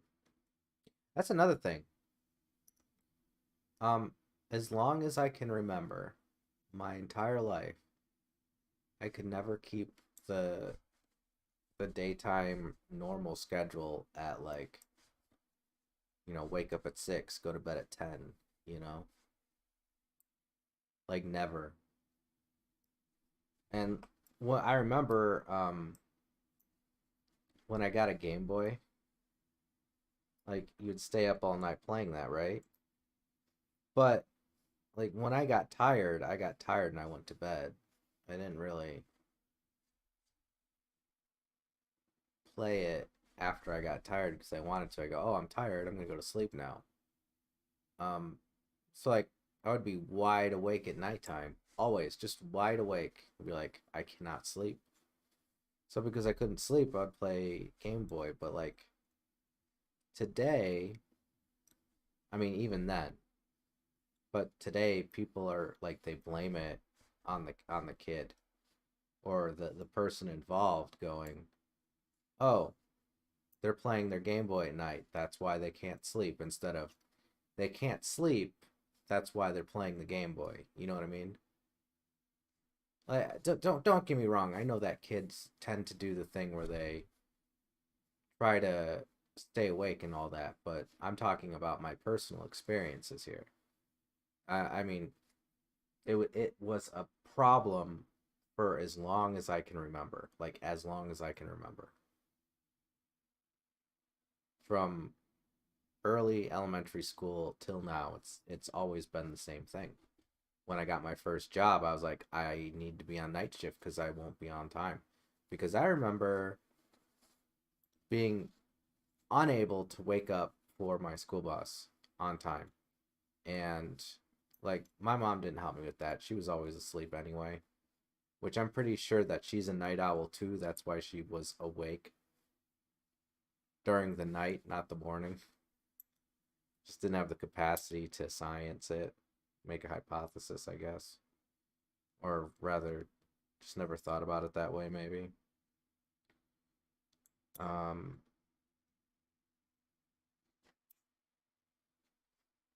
so I've always had this problem, like in school, where I would be asleep during class, and this was even before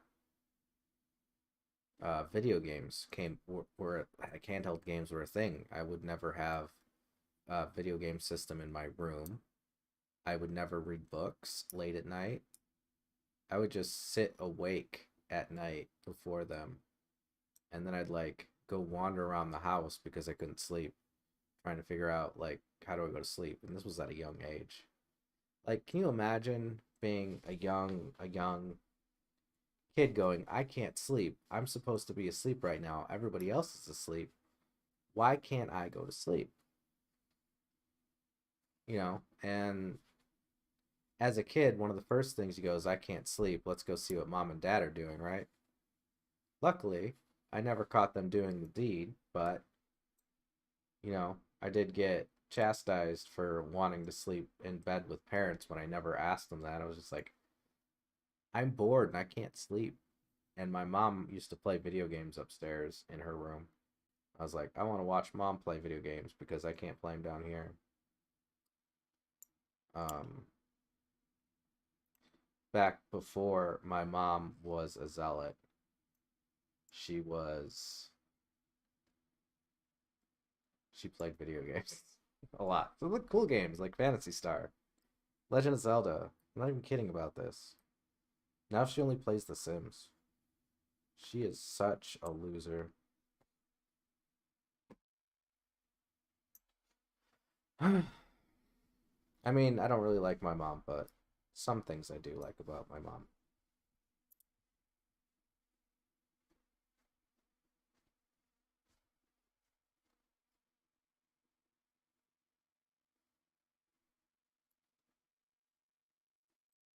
Not the same person she used to be. Or maybe she was always a pretty awful person and she just got worse. I don't know.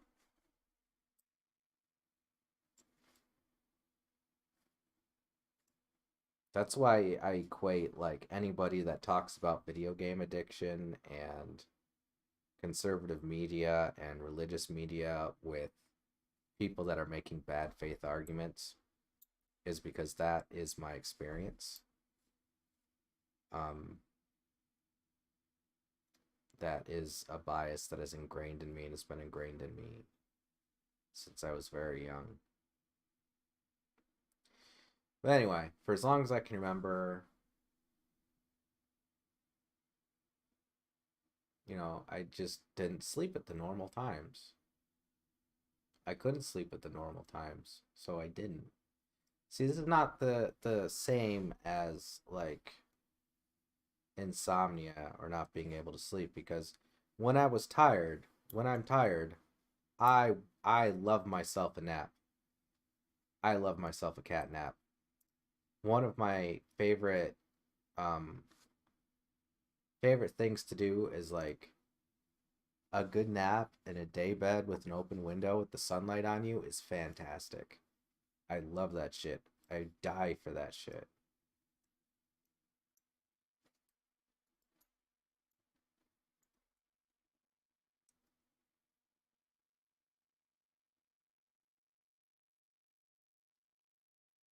And a lot of people like they get on my case because I'm pretty sleepy all the time. But the thing is, it's during the day. Like that's just the way that my circadian rhythm acts up. Is that I'm one of those night watch people. So, my first fast food job was I chose late at night because I was awake during the night. Nobody else was, especially when I got off of work at 3 in the morning and nothing was open and nobody wanted to do anything. And then I joined the military, and like they make you do that wake up at 6 a.m. to try to reset your circadian rhythm thing. And then I was like, first chance I got, I was like, swing shift because I can't do this anymore. And then I got to my last posting in the military, which was during the day, like wake up during the day, go to work. And I'm not gonna lie, that was part of the reason why I couldn't wake up and get to work on time. I tried everything, melatonin, sleep tablets, everything.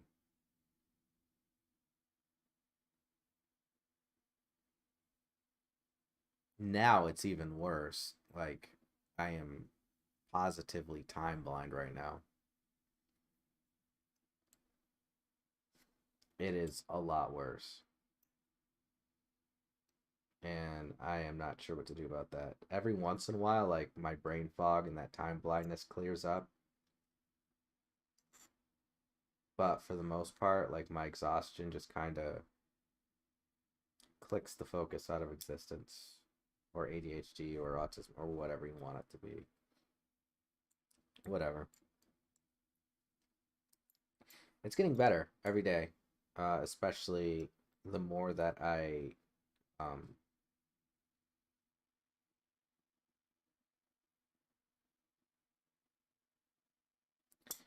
the more I understand how the meds that I'm on affect me, the better I'm able to refine them.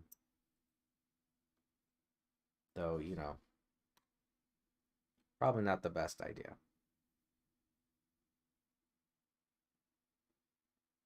Like right now, I'm tired, but I'm like nap tired. If I go to bed, like I'll wake up in 3 hours.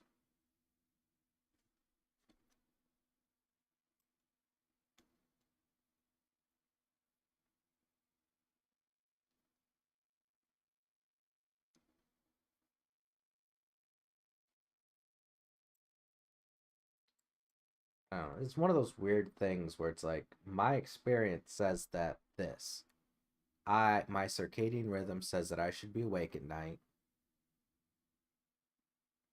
and that I should sleep during the day. And I love cat naps in the sun. I love them. A lot of people, that's not the same thing.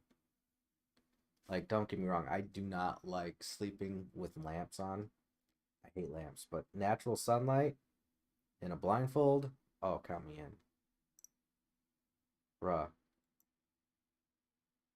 See, I think that this kind of circadian rhythm happened, and there's a good reason why it happened in our societies, right? Because as a culture, if before city life, before current city life, like as tribes and stuff, if everybody went to bed during the day, then there would be nobody awake during the night to keep watch for predators and stuff, right? If everybody was sleeping. So having some people that are awake during the night is good. I think that probably happened naturally from people that just could do that with their circadian rhythm. I think that's where a lot of the stereotypes of the lazy uh Beetle Bailey, sleeping during the day, taking naps all the time. I think that's where they come from. I also think that when who said it? Said I'm gonna look this up real quick. Somebody said a thing. I'm gonna look it up.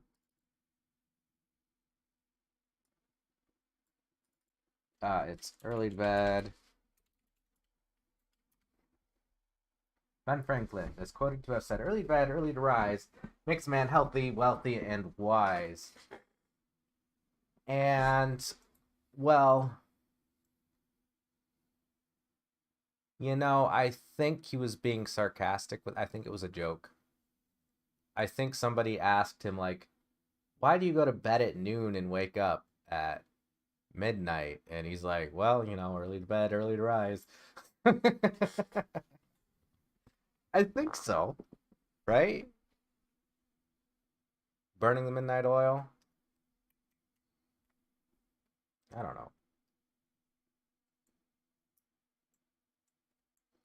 Like, obviously, not everybody is situated for this kind of circadian rhythm that I have. There's a lot of people that they get tired at nighttime, fall asleep. Not me, though.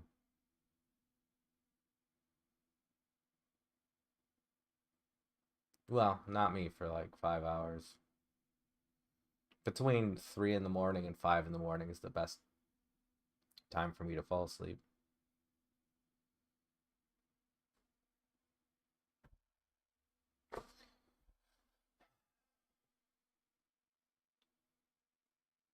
Hence why I stream late. Even though the time I should be streaming is different than you would think. Uh,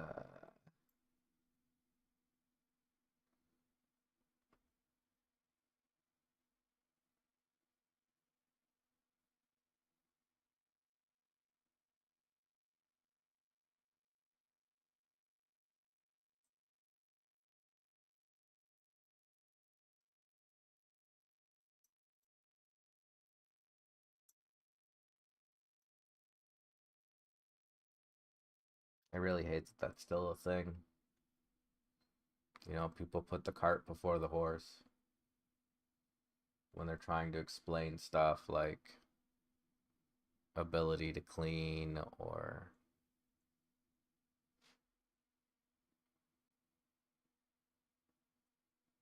ability to fall asleep. And your normal is not the normal for everybody in the world. You know that? There's no, the only thing, like, we don't have a normal, we have a typical. Like, the typical person acts this way. That's not a normal. That's if you put all of the numbers on a chart, you would average them out to a typical, an average. Nobody is the typical, nobody is average. Or everybody is average, however you look at it.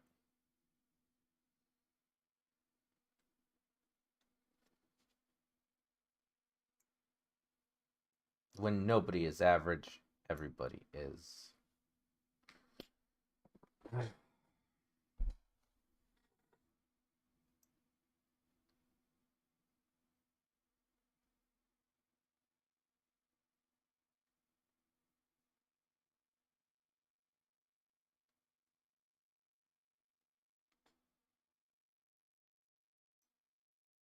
There's been this constant barrage in media of, you know, the Giga Chad, the superhero versus technology. Like, technology is this big bad. And it's always been a thing. Like, the reason why anti-slavery was able to get, sorry, pro-slavery was able to get a hold and the Civil War happened was because of the rise of technology. There's no way around that. People in the South were able to be convinced that the North, with their technological advantages, were coming to take their jobs and their money away with their machines.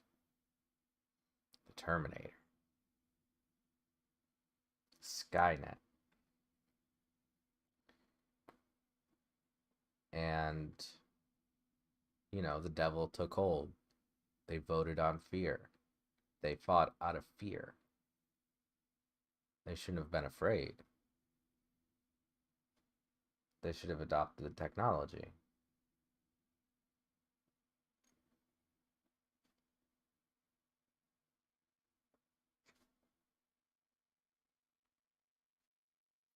Every time that the populace rejects a technology is when a dictator of some sort comes into power. So we talk about Hitler and Stalin and how they liked radio. But you know what? Kennedy liked television. So figure that one out. People are afraid.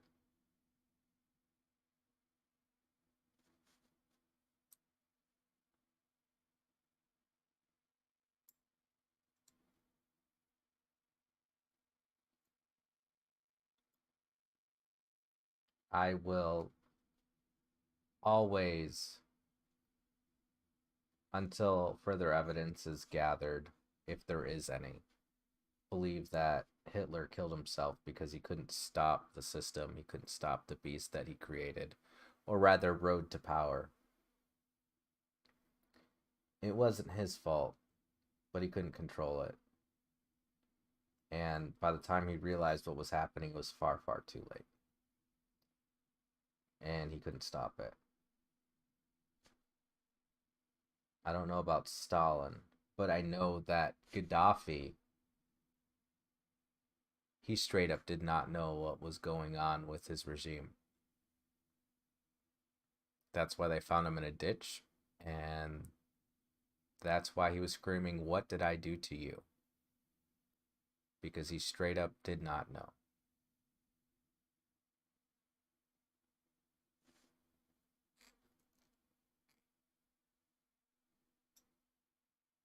For all intents and purposes, everything that he saw, all of his perception was that he was this good person and the people loved him. All the meanwhile, his regime was awful. It seems to happen a lot, doesn't it?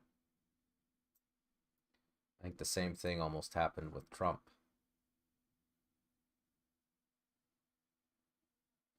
See, Trump was the one, along with Steve Bannon, that realized the power of the internet.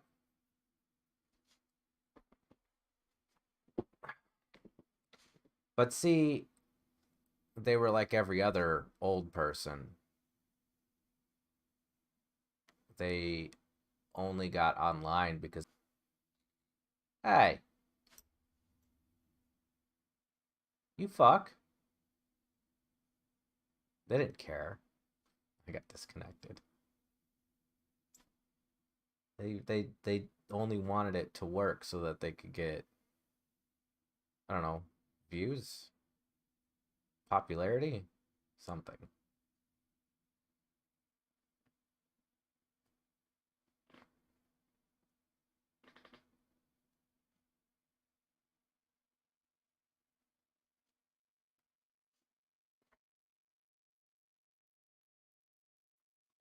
That's why I ask, for the people that are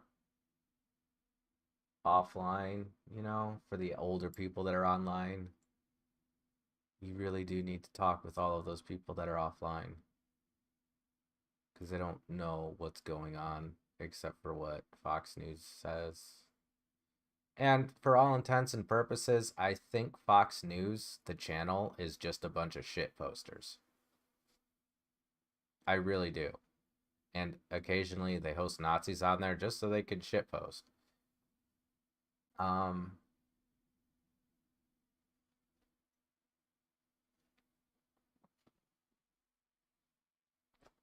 but people don't look at it that way. Oh, there's something I'm supposed to look at. Hang on.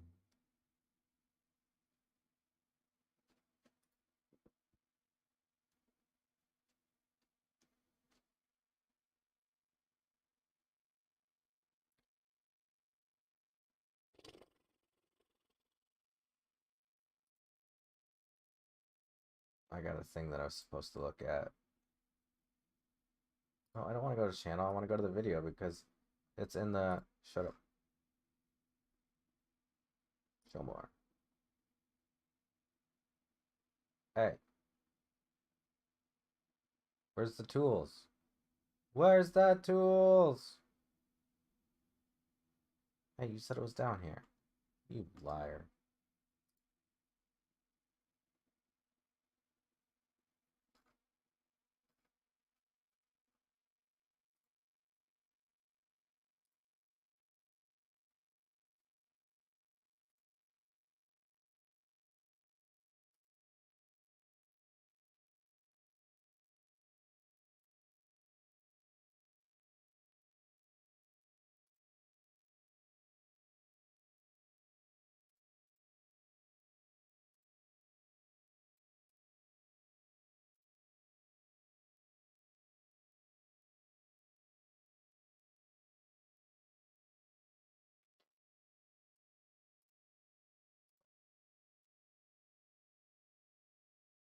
Okay, come on.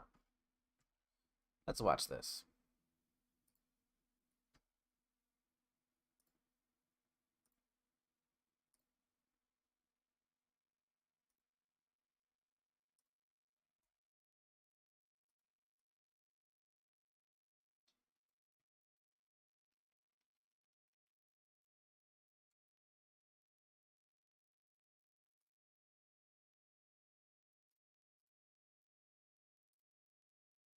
Hey.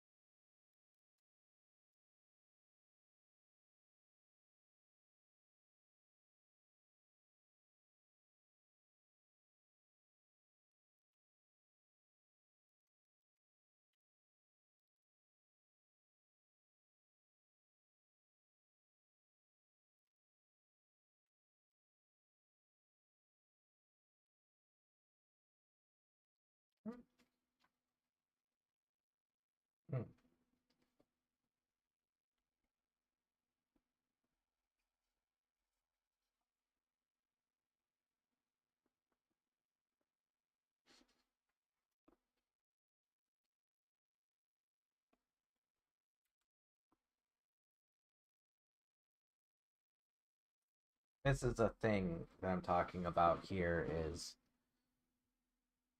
it's um it's more about people that don't really understand how the internet works or how this information is getting to them or how to consume just the sheer amount of data that comes at them or, people that just aren't online. Like people like me that have been online my whole life, we know that there are shit posters that say things as if they're a matter of fact when they are saying it sarcastically. We know that there are trolls that are just trying to stoke the fires. We know to take most everything with a grain of salt. But the people that, like, when they went to school without the internet. They don't know any better because they didn't learn how to use the internet in school. And even some of the people like my age that went to school for this shit, they don't know any better because um they fell into that habit of like computers and technology is for nerds and dorks. It's like, bruh, you were taught to use these tools because they're literally the future. Whatever. Whatever.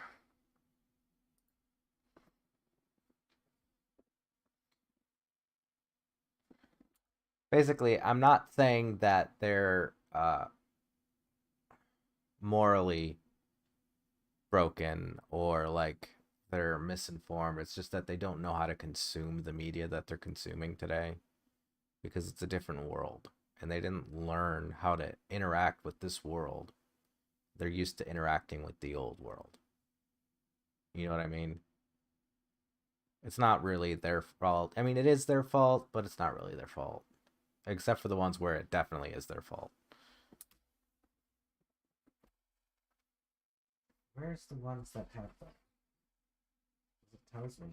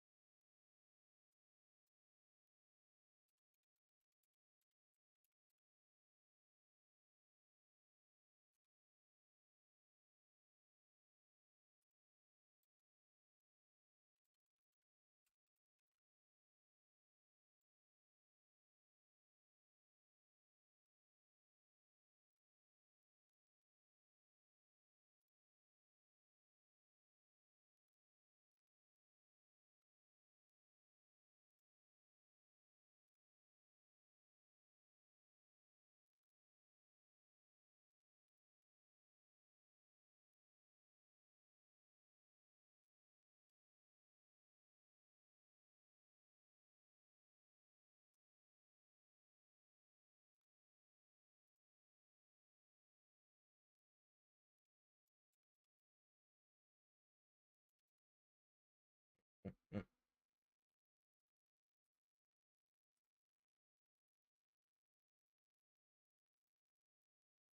I thought you had some tools down here that explain some of the stuff, but I can't find it, so like that.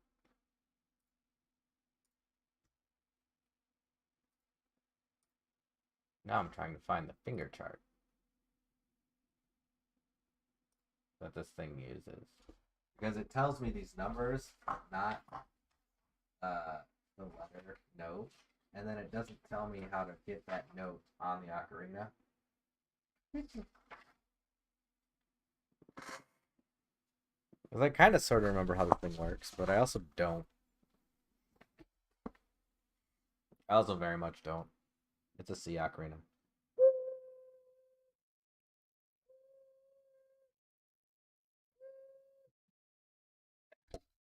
The microphone doesn't like it. It keeps going. Oh, it's noise.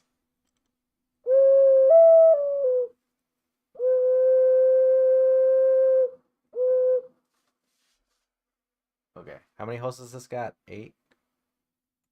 9, 10, 11, 12?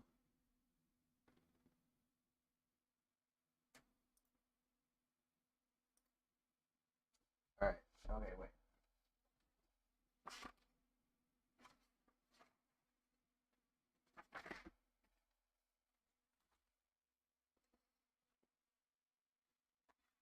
I really wish like there were some letters here so that I could see what this was.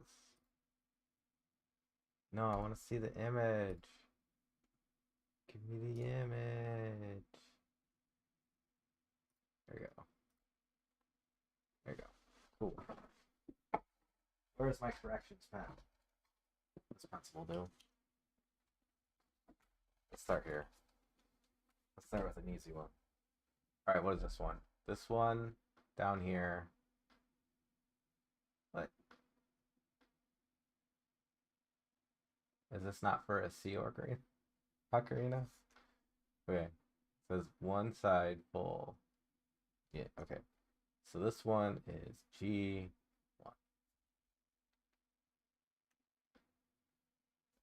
E.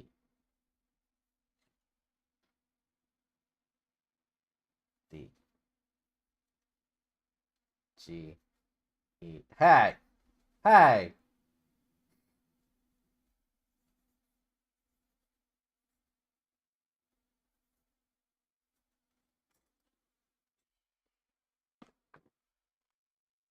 Rude. So I was like,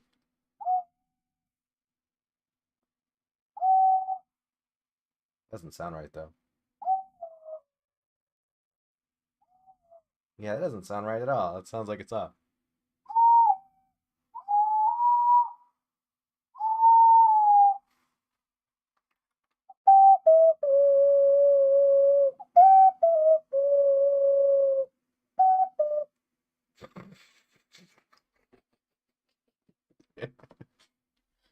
Okay, try again.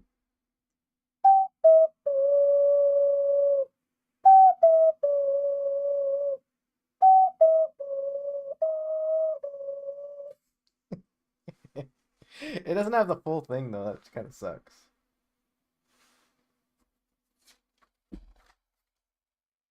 Like the whole Lon Lon Ranch. Wait, it does. 3.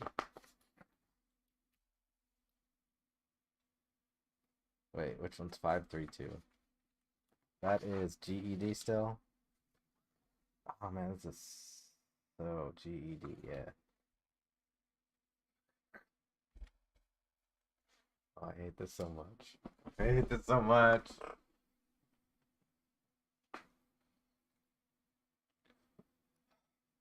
So, GED, GED, GED, ED.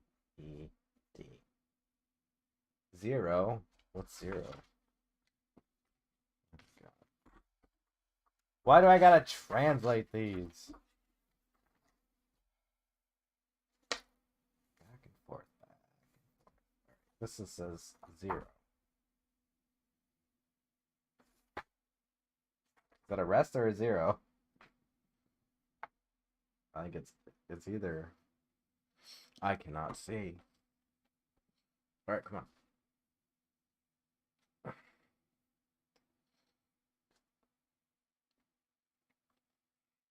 There we go.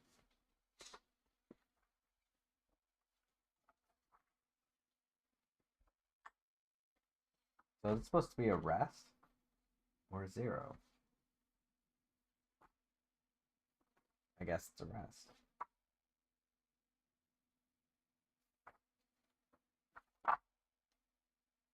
Wait, did I do the right G? Because I can do 2 Gs? E.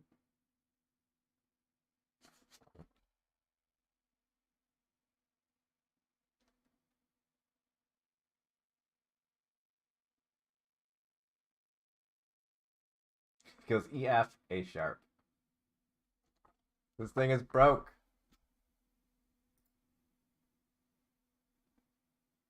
How am I supposed to know?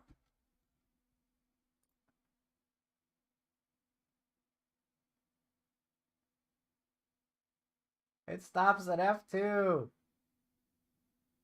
And then it goes into sharps.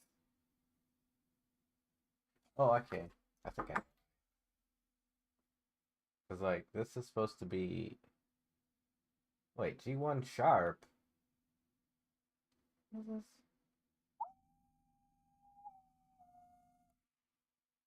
I don't like that noise at all.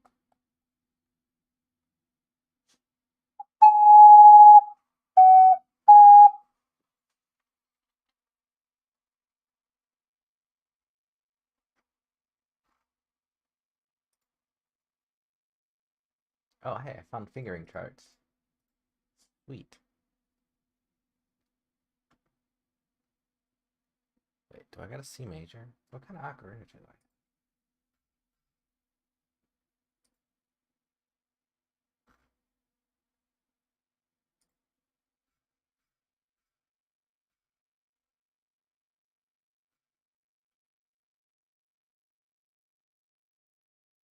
Blow into the ocarina as if you are saying too. I don't want lessons, I just want the chart. 12-hole tenor. And, okay, so it's definitely, it does say C on it. So I assume it's a C major.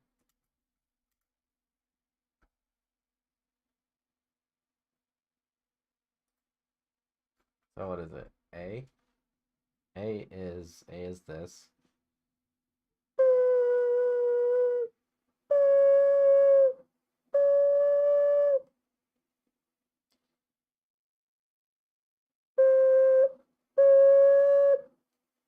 Doesn't really sound like much of a difference between B and C.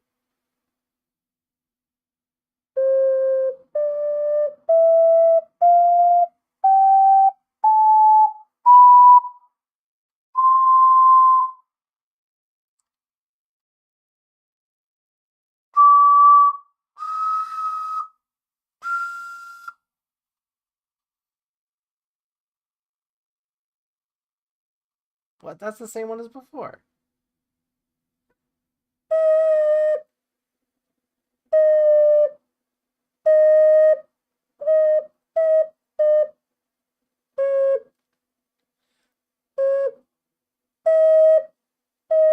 Like,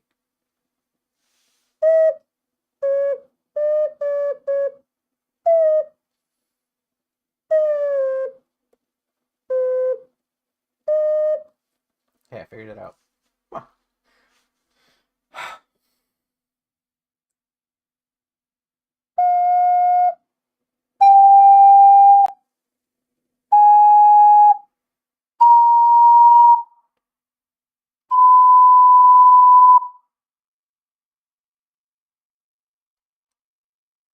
Wait.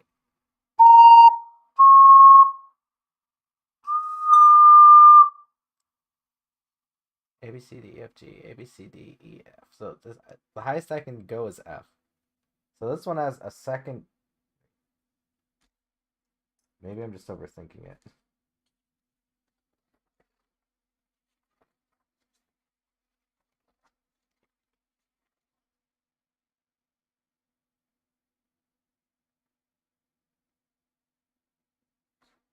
Maybe I just don't have that first G that it says that exists here. Hold on, hold on. Yeah, I think that's it. I think I just don't have that first G. Alright, okay. G E D, G E D, G E D E D. Okay, 7, 6 sharp. Oh no.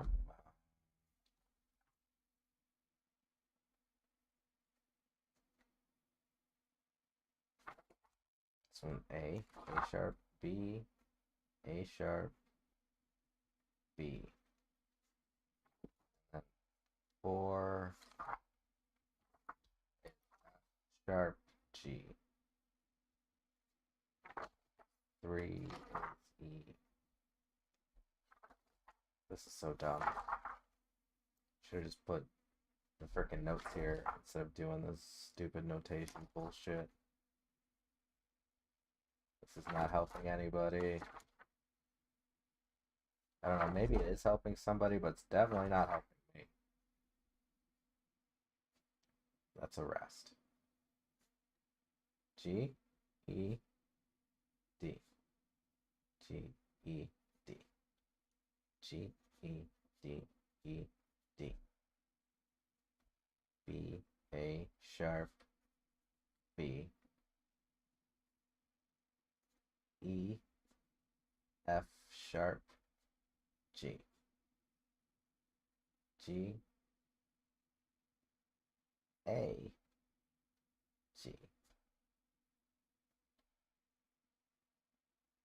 E flat, E flat, E flat, E flat, E flat, F. E flat, E flat, D, D, F. B flat. Rest. Alright, let's see if we get through this. So what was it again? It was GED. GED was this way. So G, E, D.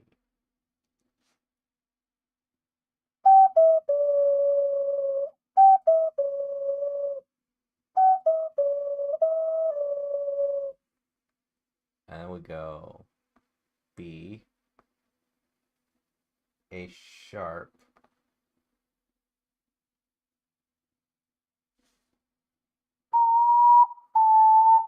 okay, yeah.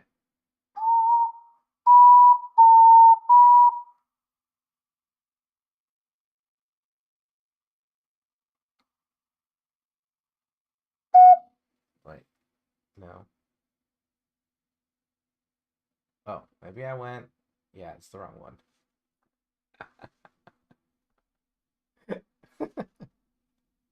It's the wrong one. All right. It's the wrong beat. The wrong beat. Which one was it doing? Okay, B, A sharp. So B.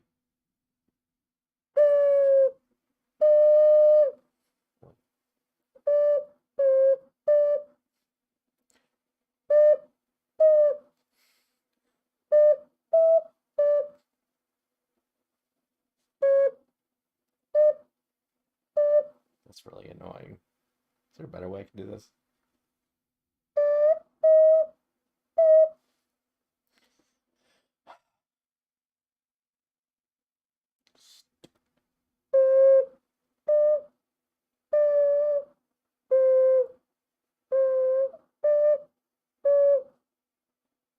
Doesn't sound like it's changing at all.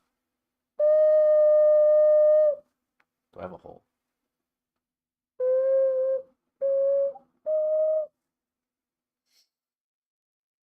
Try again.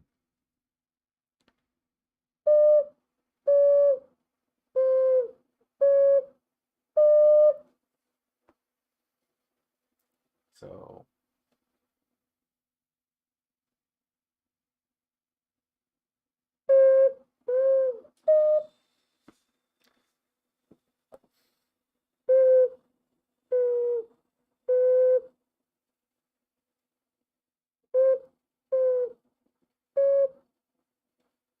and then we go back to shit. This is annoying to do.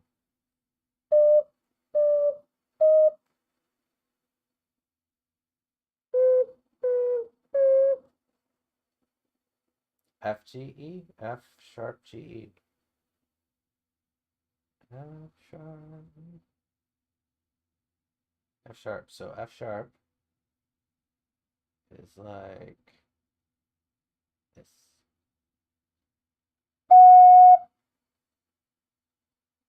F sharp to G.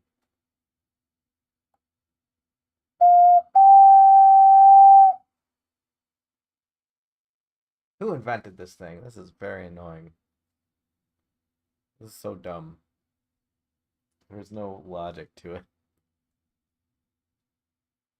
There's no logic to this.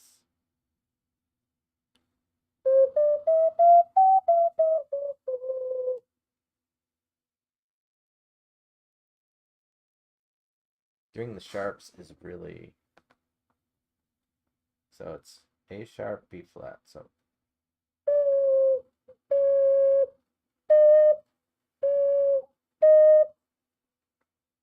mostly you would think it's like.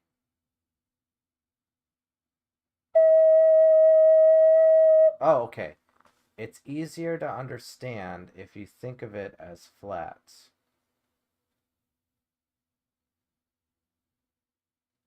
So if we think about it as D flat, so this is D, and then D flat. And then this is E, E flat.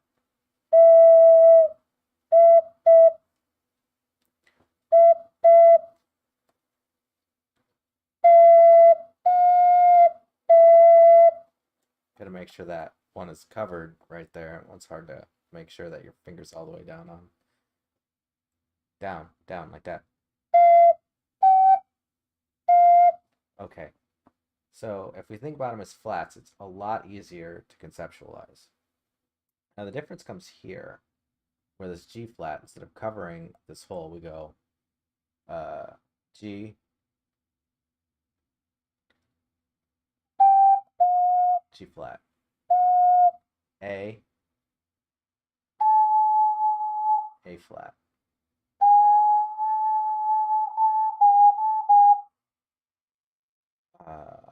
B, B flat, C,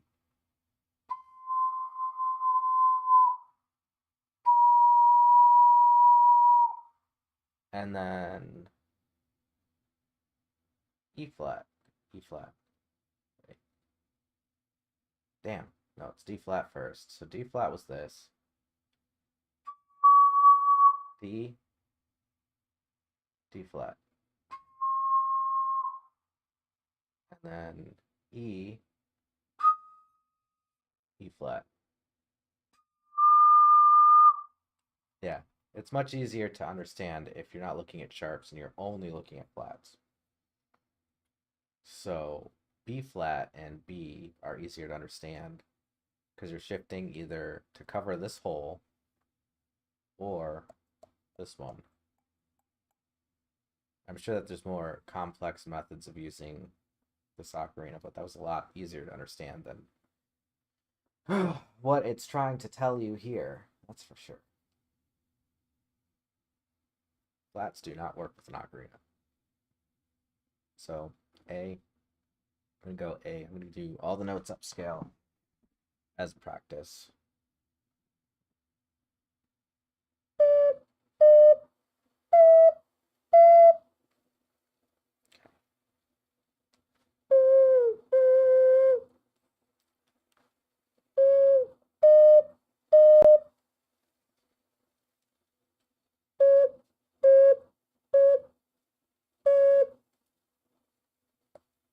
What am I doing wrong?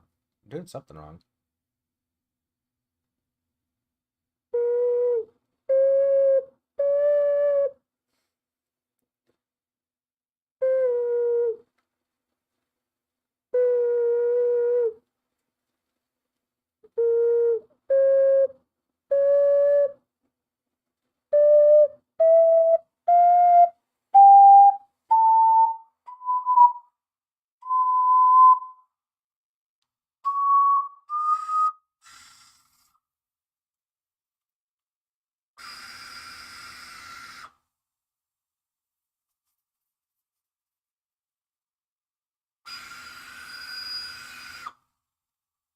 I've broken it.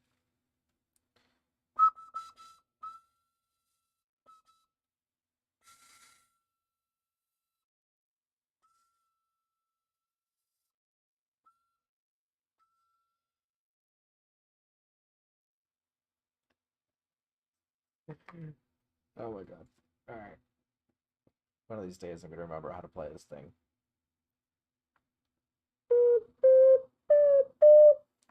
Nope.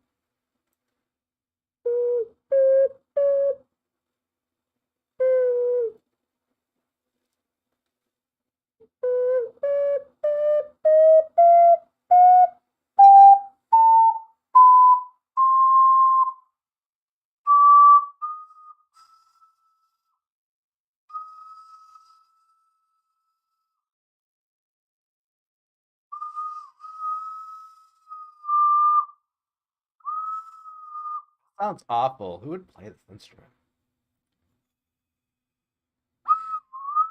Oh yeah, I am right now. Why can't I get that to sound right?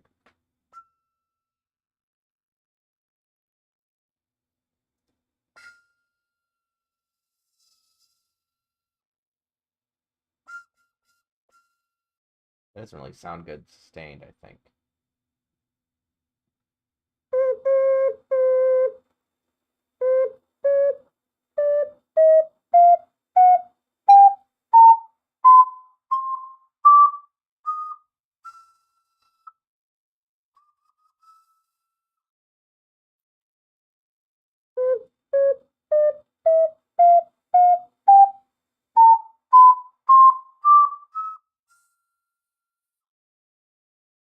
It's all about the angle. It's easier to get the angle with like this because there's a lot more air going through. But when there's not enough air,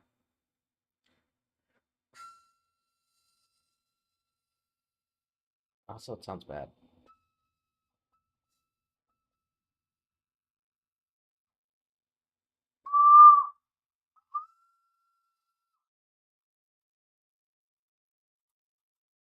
Ew, it's all wet.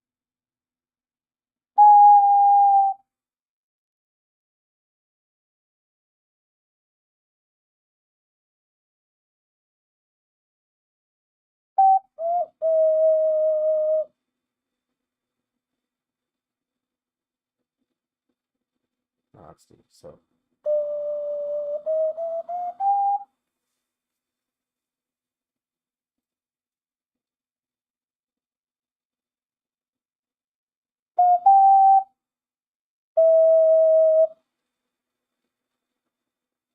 I don't think I'm gonna get this today.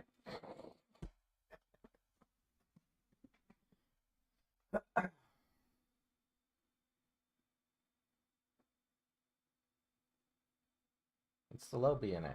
I got it right.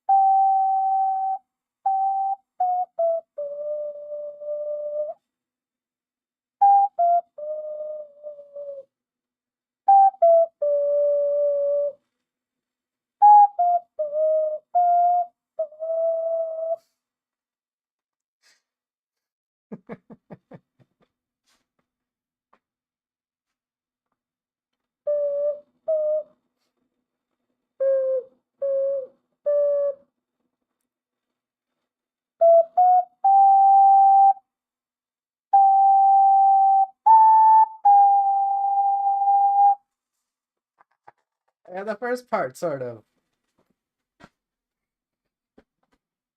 Let's try again.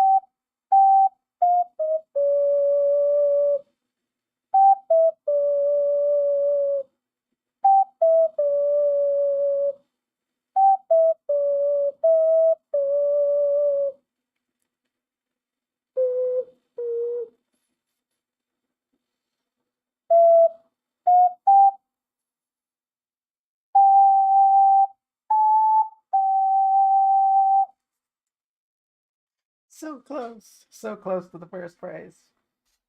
Second phrase? My thumbs hurt.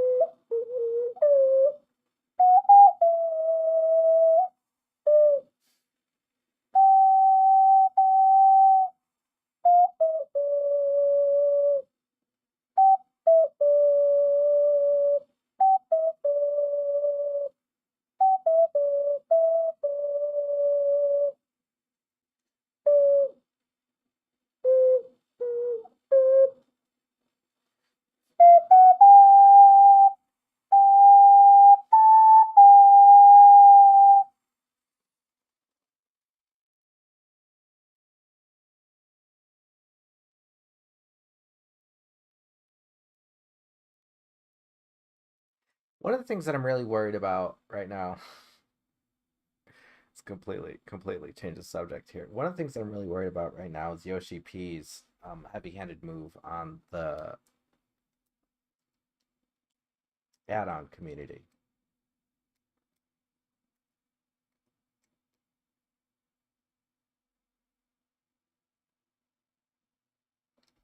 And third-party tools.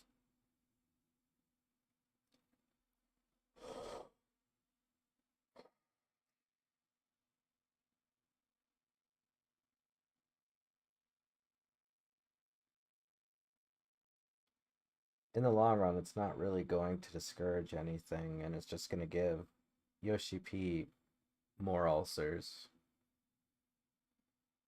I think instead, it would probably behoove the Final Fantasy admins and mods and GMs to actually get into the raiding scene.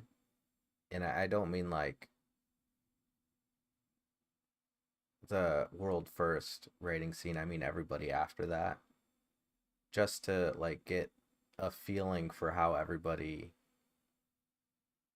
flows in the game, and that's something that would take the rest of the expansion to do. Like if you start at the final end chapter raiding scene, like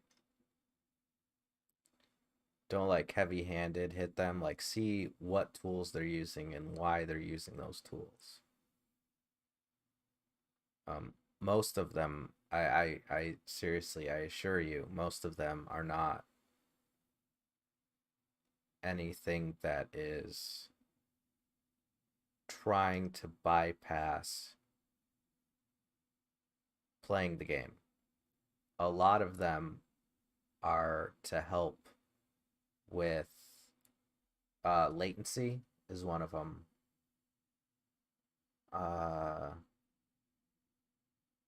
Oversights by the rating community to help fill in some accessibility gaps, and just other atypical things that you don't encounter in development, because the development world is completely different than the consumer world. I don't know if that could reach Yoshi P. I would very much appreciate it, but I don't know if it could. Um, I think that there's a whole lot that Yoshi P doesn't know because a lot of the things like the indicators and the triggers, all they're doing is reading the chat log. And if you know how to use the chat log, you can put it up on the screen and see the same things. It's just making it look nicer. I don't know because I know that Yoshi P is very he wants people to play his game fairly and he doesn't want it to be this kind of world where secondary tools are required. But at the same time, I think he knows just how much because they have been that they didn't fix from the old FF14 system that is still issues in the current one that they never had time to fix. Um, and a lot of that is UX stuff, user experience stuff. I think at some level Yoshi P actually knows that, and he's being too hard on himself as a developer. And I'd like to remind Yoshi P and the entire FF14 dev team that the players absolutely love you. No matter how it looks, no matter what you think, the player base loves you guys. They're frustrated with you because there's a lot of quality of life stuff that should have been implemented 5 years ago and are still on the back burner, but they are absolutely in love with you guys. There are some tools that definitely are overkill. Some third-party tools that are overkill. I'm not going to lie. But there are a lot of tools that players use pretty frequently that fill in those gaps that I talked about before. And I know from a dev and a production standpoint, the restrictions that are on people like Yoshi P. And that, you know, it got super public that Hacks did the world first thing.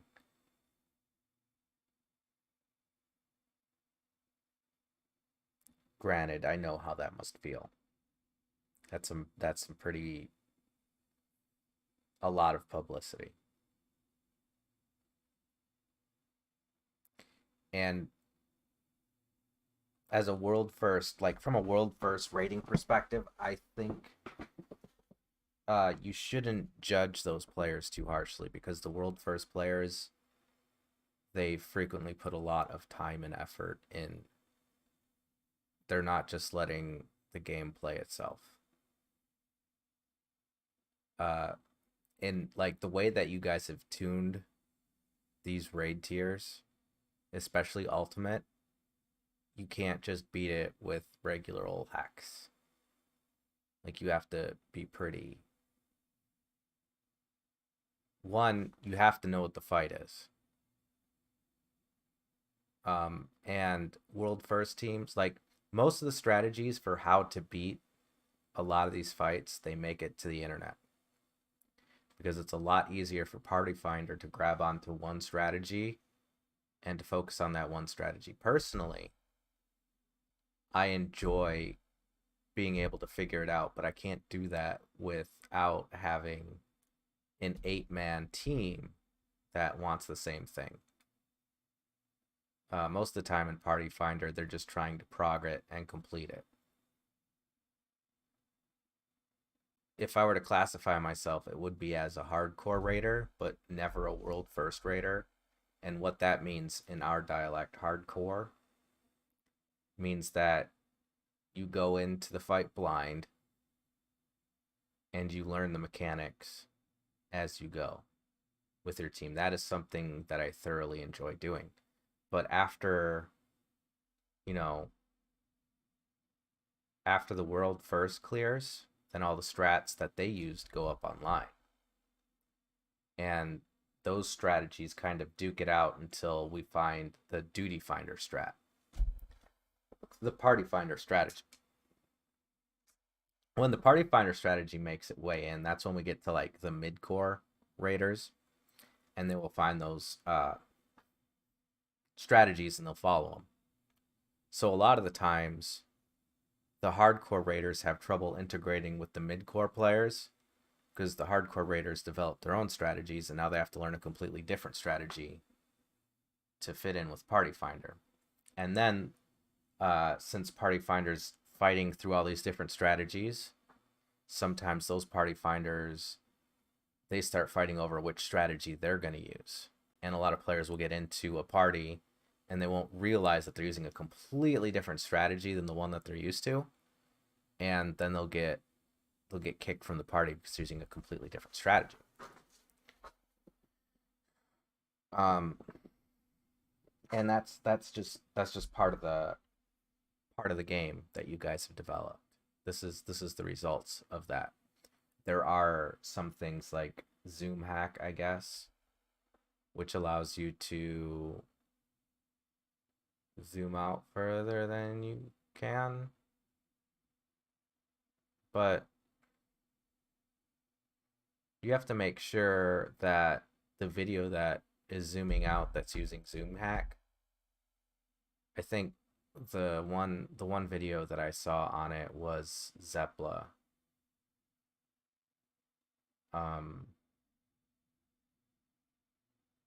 She said that the video was from a support, was from somebody watching the fight and not actively participating in it. The support perspective is a pretty common thing.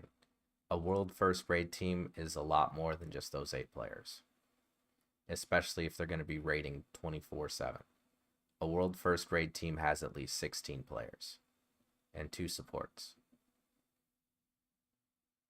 so that they can raid 24/7. Some teams don't. Actually, I'll go that most of them don't, because they just want to raid as hard as they can, take a nap, and then come back at it. But the more the well-oiled teams have shifts, and they'll raid for so many hours, switch out with somebody, tell them the strats, and that's how they'll progress. So when we see a world first raid team, it's not often that it's just those 8 players. It's the whole team. Which I think as devs, you do know that. You have an inkling of that.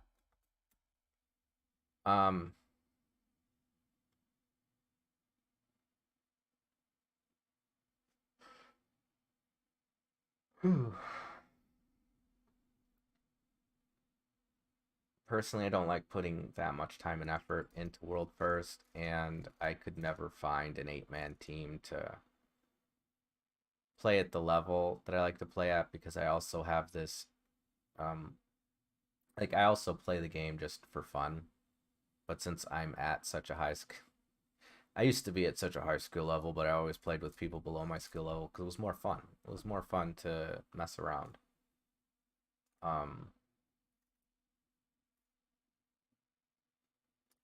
It is what it is.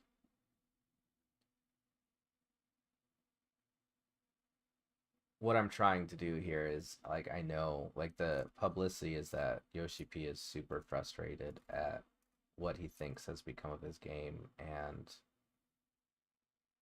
things with Yoshi P. Yoshi P said it was okay.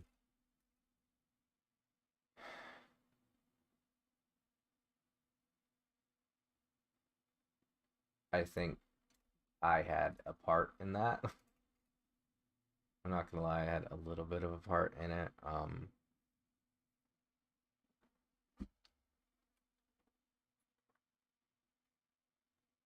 it is pretty common to use tools like ACT, especially since we don't have tools. Like, for example, how can I tell another DPS on my team in game that they're using the correct rotation without reading the chat? It's one of those things where it becomes a lot difficult because those tools aren't really readily available to us. And one of the excuses that has been put forward by YoshiP and team is that they don't want players to bully other players, which is completely understandable. So just give those tools to mentors then. Like, there's a whole lot of workarounds for this. Like, if you don't want inexperienced players bullying other inexperienced players, then don't give them to the inexperienced players, give them to the more experienced ones. Or, like, for the strategies, the strategy thing is going to, it happens on the JP servers too, the strategies. What typically happens is that JP has one party finder server strat, and everybody follows that exact same strat because it makes it a lot easier to play, right?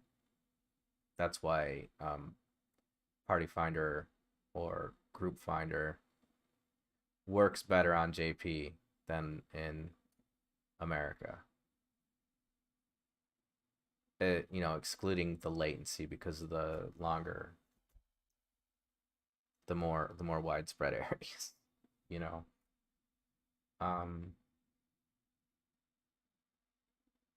This is really hard to talk about because I don't want to accuse the dev team or YoshiP of saying something they didn't say again. But at the same time, I think they're taking it a little bit too harshly. And I think that YoshiP has done stuff that no other dev before him has done, especially when it comes with keeping up with communication with the player base. But in this specific instance, this one oversight, it's just one. And in a game like Final Fantasy XIV, where the team has done a most admirable job, a lot better than a lot of other dev teams have done on their games, this one oversight is not a reflection of your abilities or of how much the community adores you or of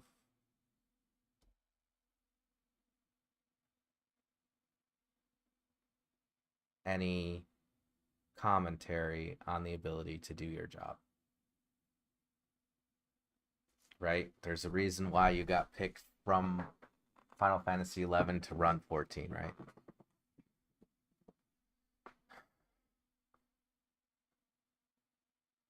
But nobody's nerfed. It's just not possible to be. So with all of the stuff that's on your plate, all the stuff that was put on the dev team's plate, it's bound that something was going to be overlooked. That's par for the course. That's not your fault.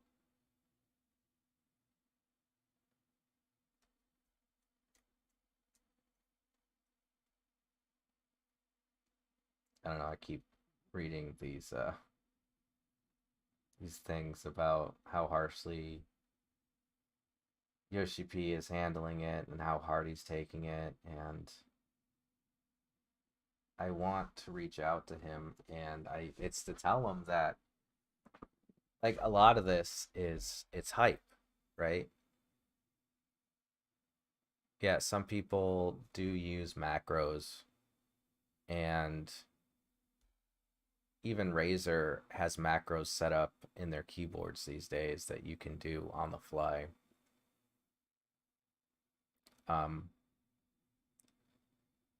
which you're really not going to stop those unless you want to ban everybody that uses a Razer keyboard. I think Razer would take that a little bit harshly. you know? But even when they do use those, it's usually for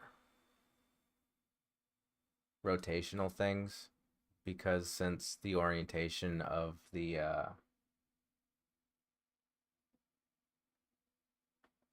fights change, the positions change, can't really map those outs because they're not static. And if you're really worried about changing something, it would be to just make things less static. Because the one and only way to stop automation is to just not do static things. You know, 1, 2, 3 is static. That's the rotation. 1, 2, 3, 1, 2, 3, 1, 2, 3, 5, 6.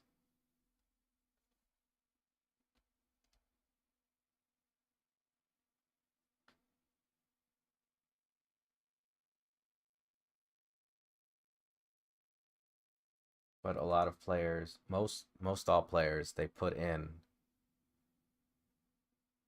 at least at least 40 hours per floor to learn it. And for world first, those people that do it in like a couple of days, maybe, they are definitely on a whole nother level. They are a well-oiled machine, and you should probably like actually look into their how they're actually handling the floors and the fights and their logs, because they did not cheat their way to that clear. Um, because you can't audit. Well, the one thing is you can't automate what you don't know. Like they had to learn the fight from scratch first of all, which means they had to go through it manually enough times that automation didn't matter. But they still put in a lot of time and effort. And I really think it would not only be good for the dev team to see how players are reacting to their fights in real time and why they're using these mods for their fights. Because a lot of times what happens is when you take it this hard, like they're not supposed to do it this way, um, you're missing out on the reasons why.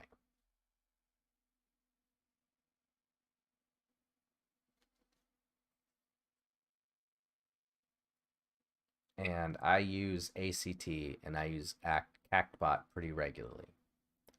And I don't need them. But CactBot puts in triggers that are based on the chat log that do two things for me specifically. One, um, it keeps me and my ADHD brain from hyper focusing. When you hear that ding, all of a sudden, if you zone out, you're back in the fight. Um, and that's got to do with me being more of a hearing person. So here's my example. As long as I've played Final Fantasy, I don't like playing without the actual official soundtrack in the background, because I am so used to, when I do the fights, when I do the raids, when I do the trials, I'm listening to audio cues in the sound in the song. those audio cues tell me when things are supposed to happen. So when those audio cues aren't there in the song, or when my vision goes out because I'm listening more than focusing on using my ears more than my eyes, then that little change up brings me back into where the fight's supposed to be. And I think that if you look at how these things are used, you'll see that they can be replicated without these tools. Most of them. I mean, maybe not Zoom hack, but whatever.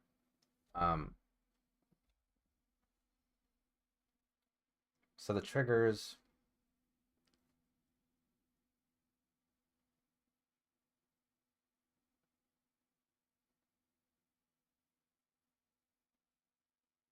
The triggers are one thing.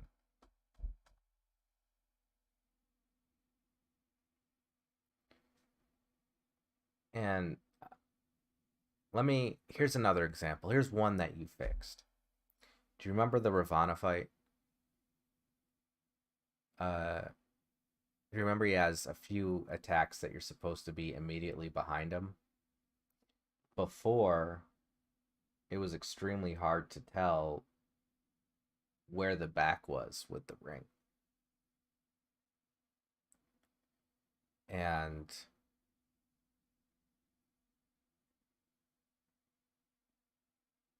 because of that, you had to line up directly behind Ravana so you wouldn't get hit by his 3-ring attack thingy. But he would turn sideways. So when we'd say, hey, line up behind him, people would go, okay, behind him.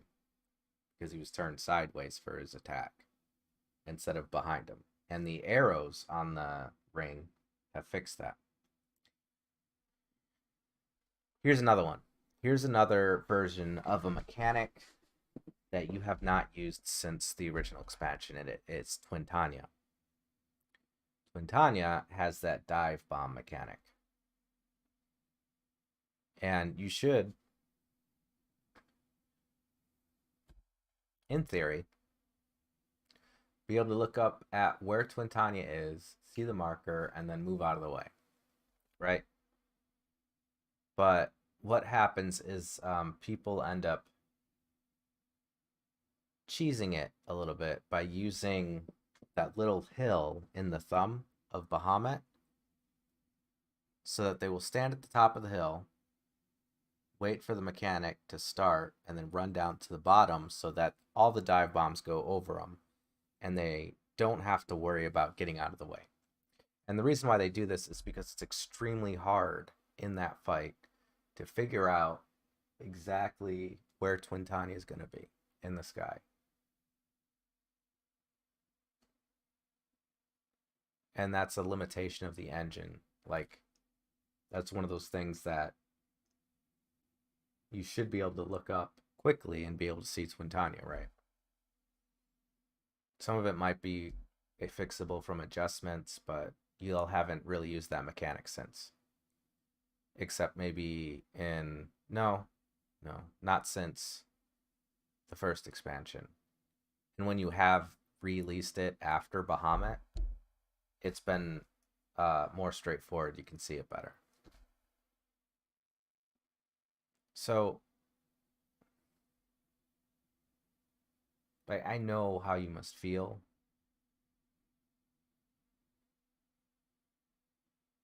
Because of you put your heart and soul into this game.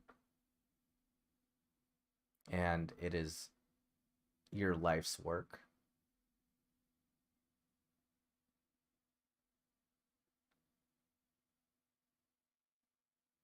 But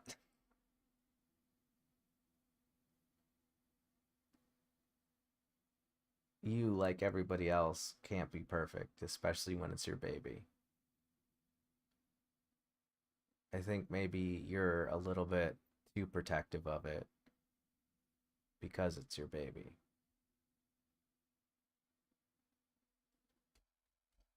I didn't mean to go on this Yoshi P rant. I'm trying to find the words.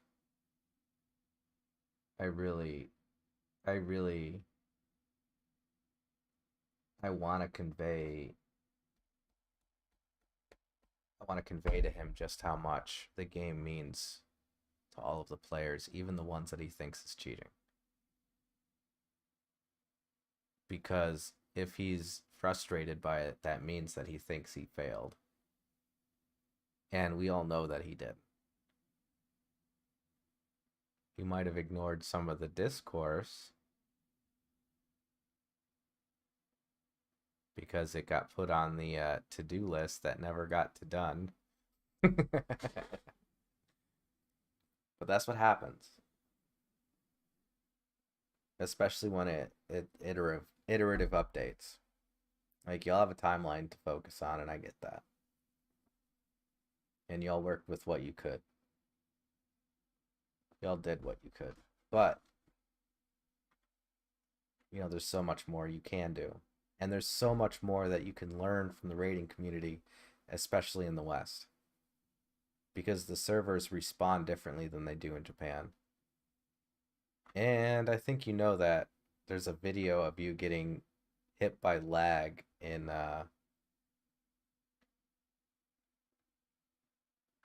which fight was it? It's my favorite fight. The Phoenix fight.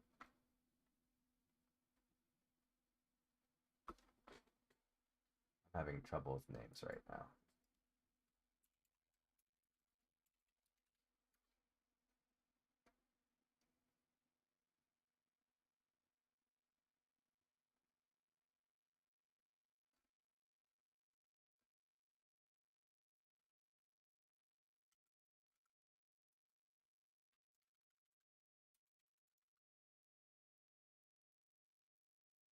Healthcare Suzaku.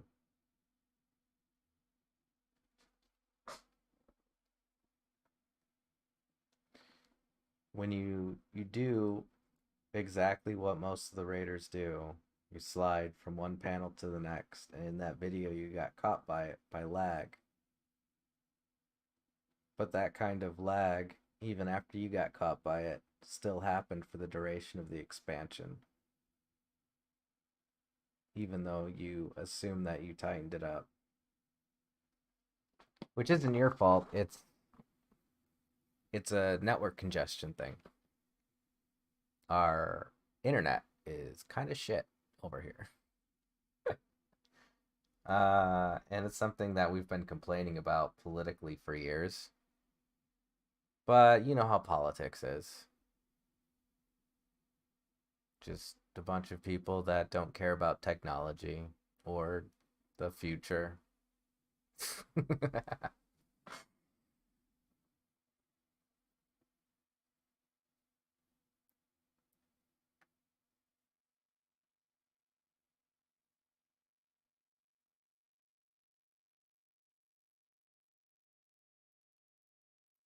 I'm worried that this heavy-handed approach is going to have a negative effect on the community that I've come to love in Final Fantasy.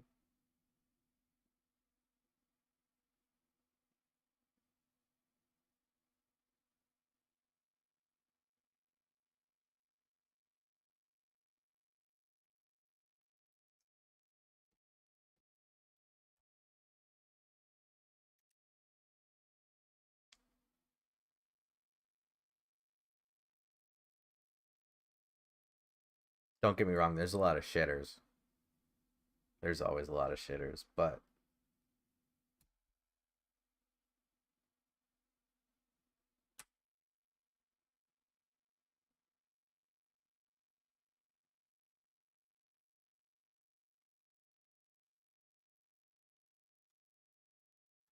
par for the course. Final Fantasy still, even now, has one of the most welcoming communities, the most comfortable communities to play in.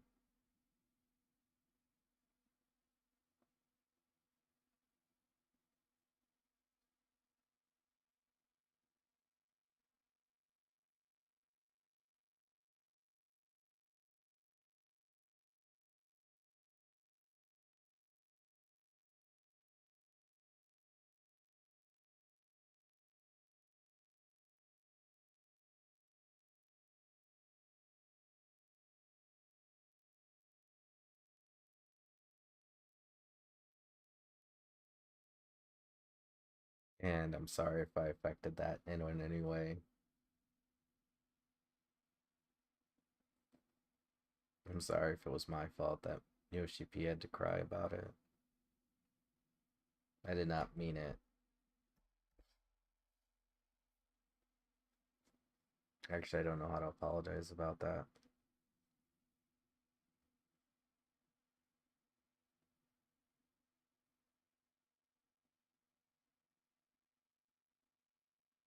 See, like, from my perspective,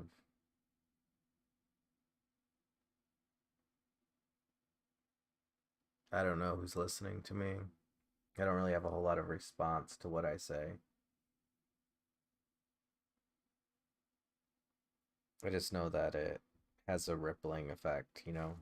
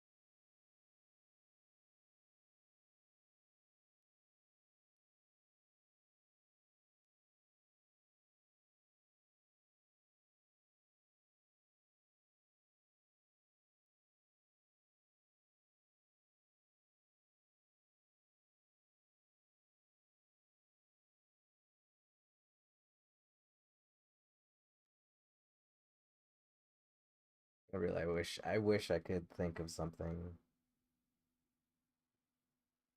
better to say about the situation.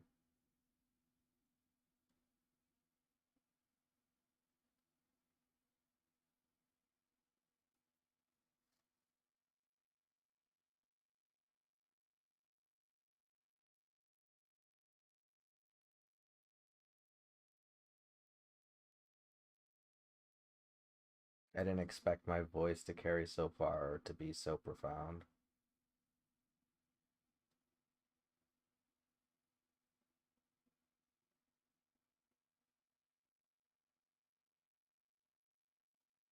And I especially didn't want it to negatively affect one of my favorite games. Not like this.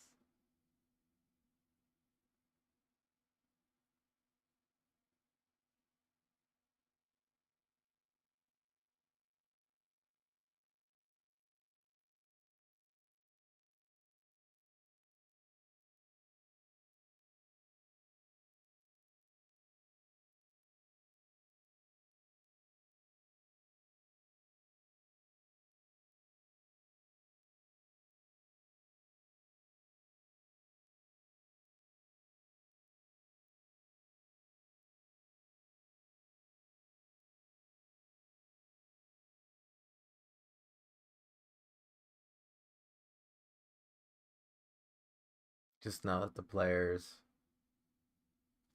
that clear those hard instances that you guys create, they put a lot of time and effort into it.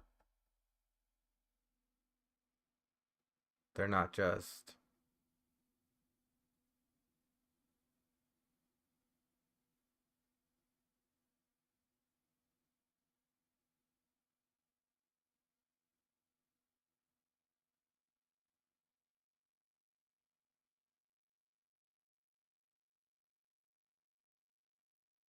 what's the word?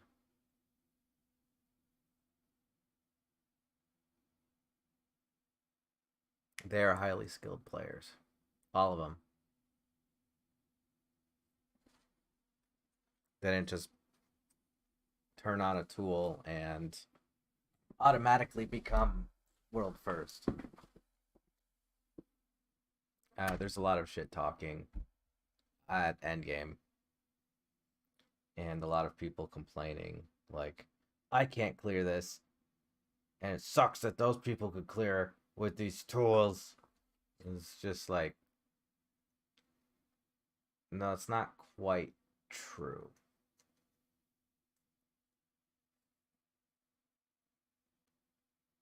The people that clear, they put in a lot of time and effort to playing the game and studying their class and practicing and over and over again.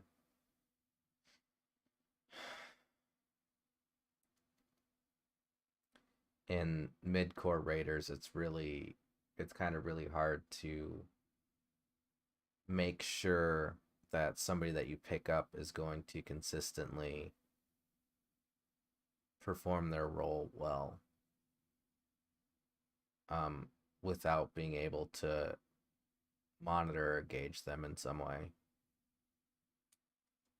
And there are some players, because I know you put in the striking dummies, but there are some really toxic players, and what they will do is when they're on the striking dummy, they will perform their rotations perfectly. But then when it comes into when they're playing in the game, some of them have this toxic behavior of when it comes into the fight, and this isn't because of they have to move while doing the rotation. This is something that they voluntarily choose to do. They voluntarily choose to just omit parts of their rotation while they are performing the fight. And I've seen this happen in groups where everybody knows the fight front to back, where they're just like, I'm just not going to press my buttons, because they think that they can't get, like, no one's going to see them. And for the most part, they're right. One of my friends, I say friends, one of my friends would do that regularly, where it would be one day, and we're talking about just in a dungeon instance, he'd just be off the charts, doing extremely well. And then when he's having a bad day, he'd just refuse, just wouldn't do it. Or he'd go into the instance with broken gear and then not tell anybody. And we don't have any real recourse. Be like, hey, quit that. You know?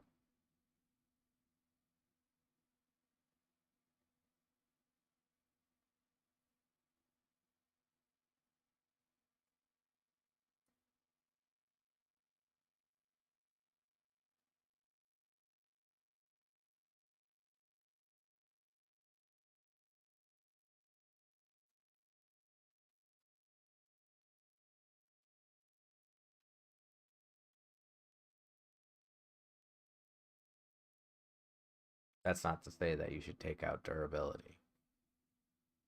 I am not suggesting that. I'm just saying that there's always going to be shitters. Some people are just shitters.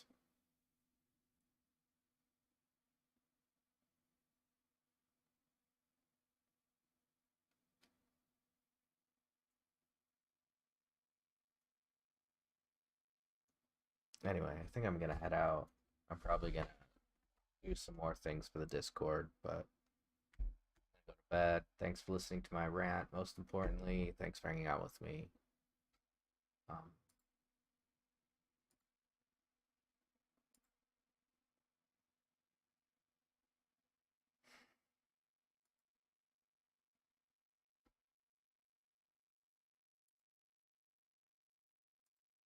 and if somehow this gets to Yoshi P, thank you so much for Final Fantasy 14. It means more to me than you'll ever know.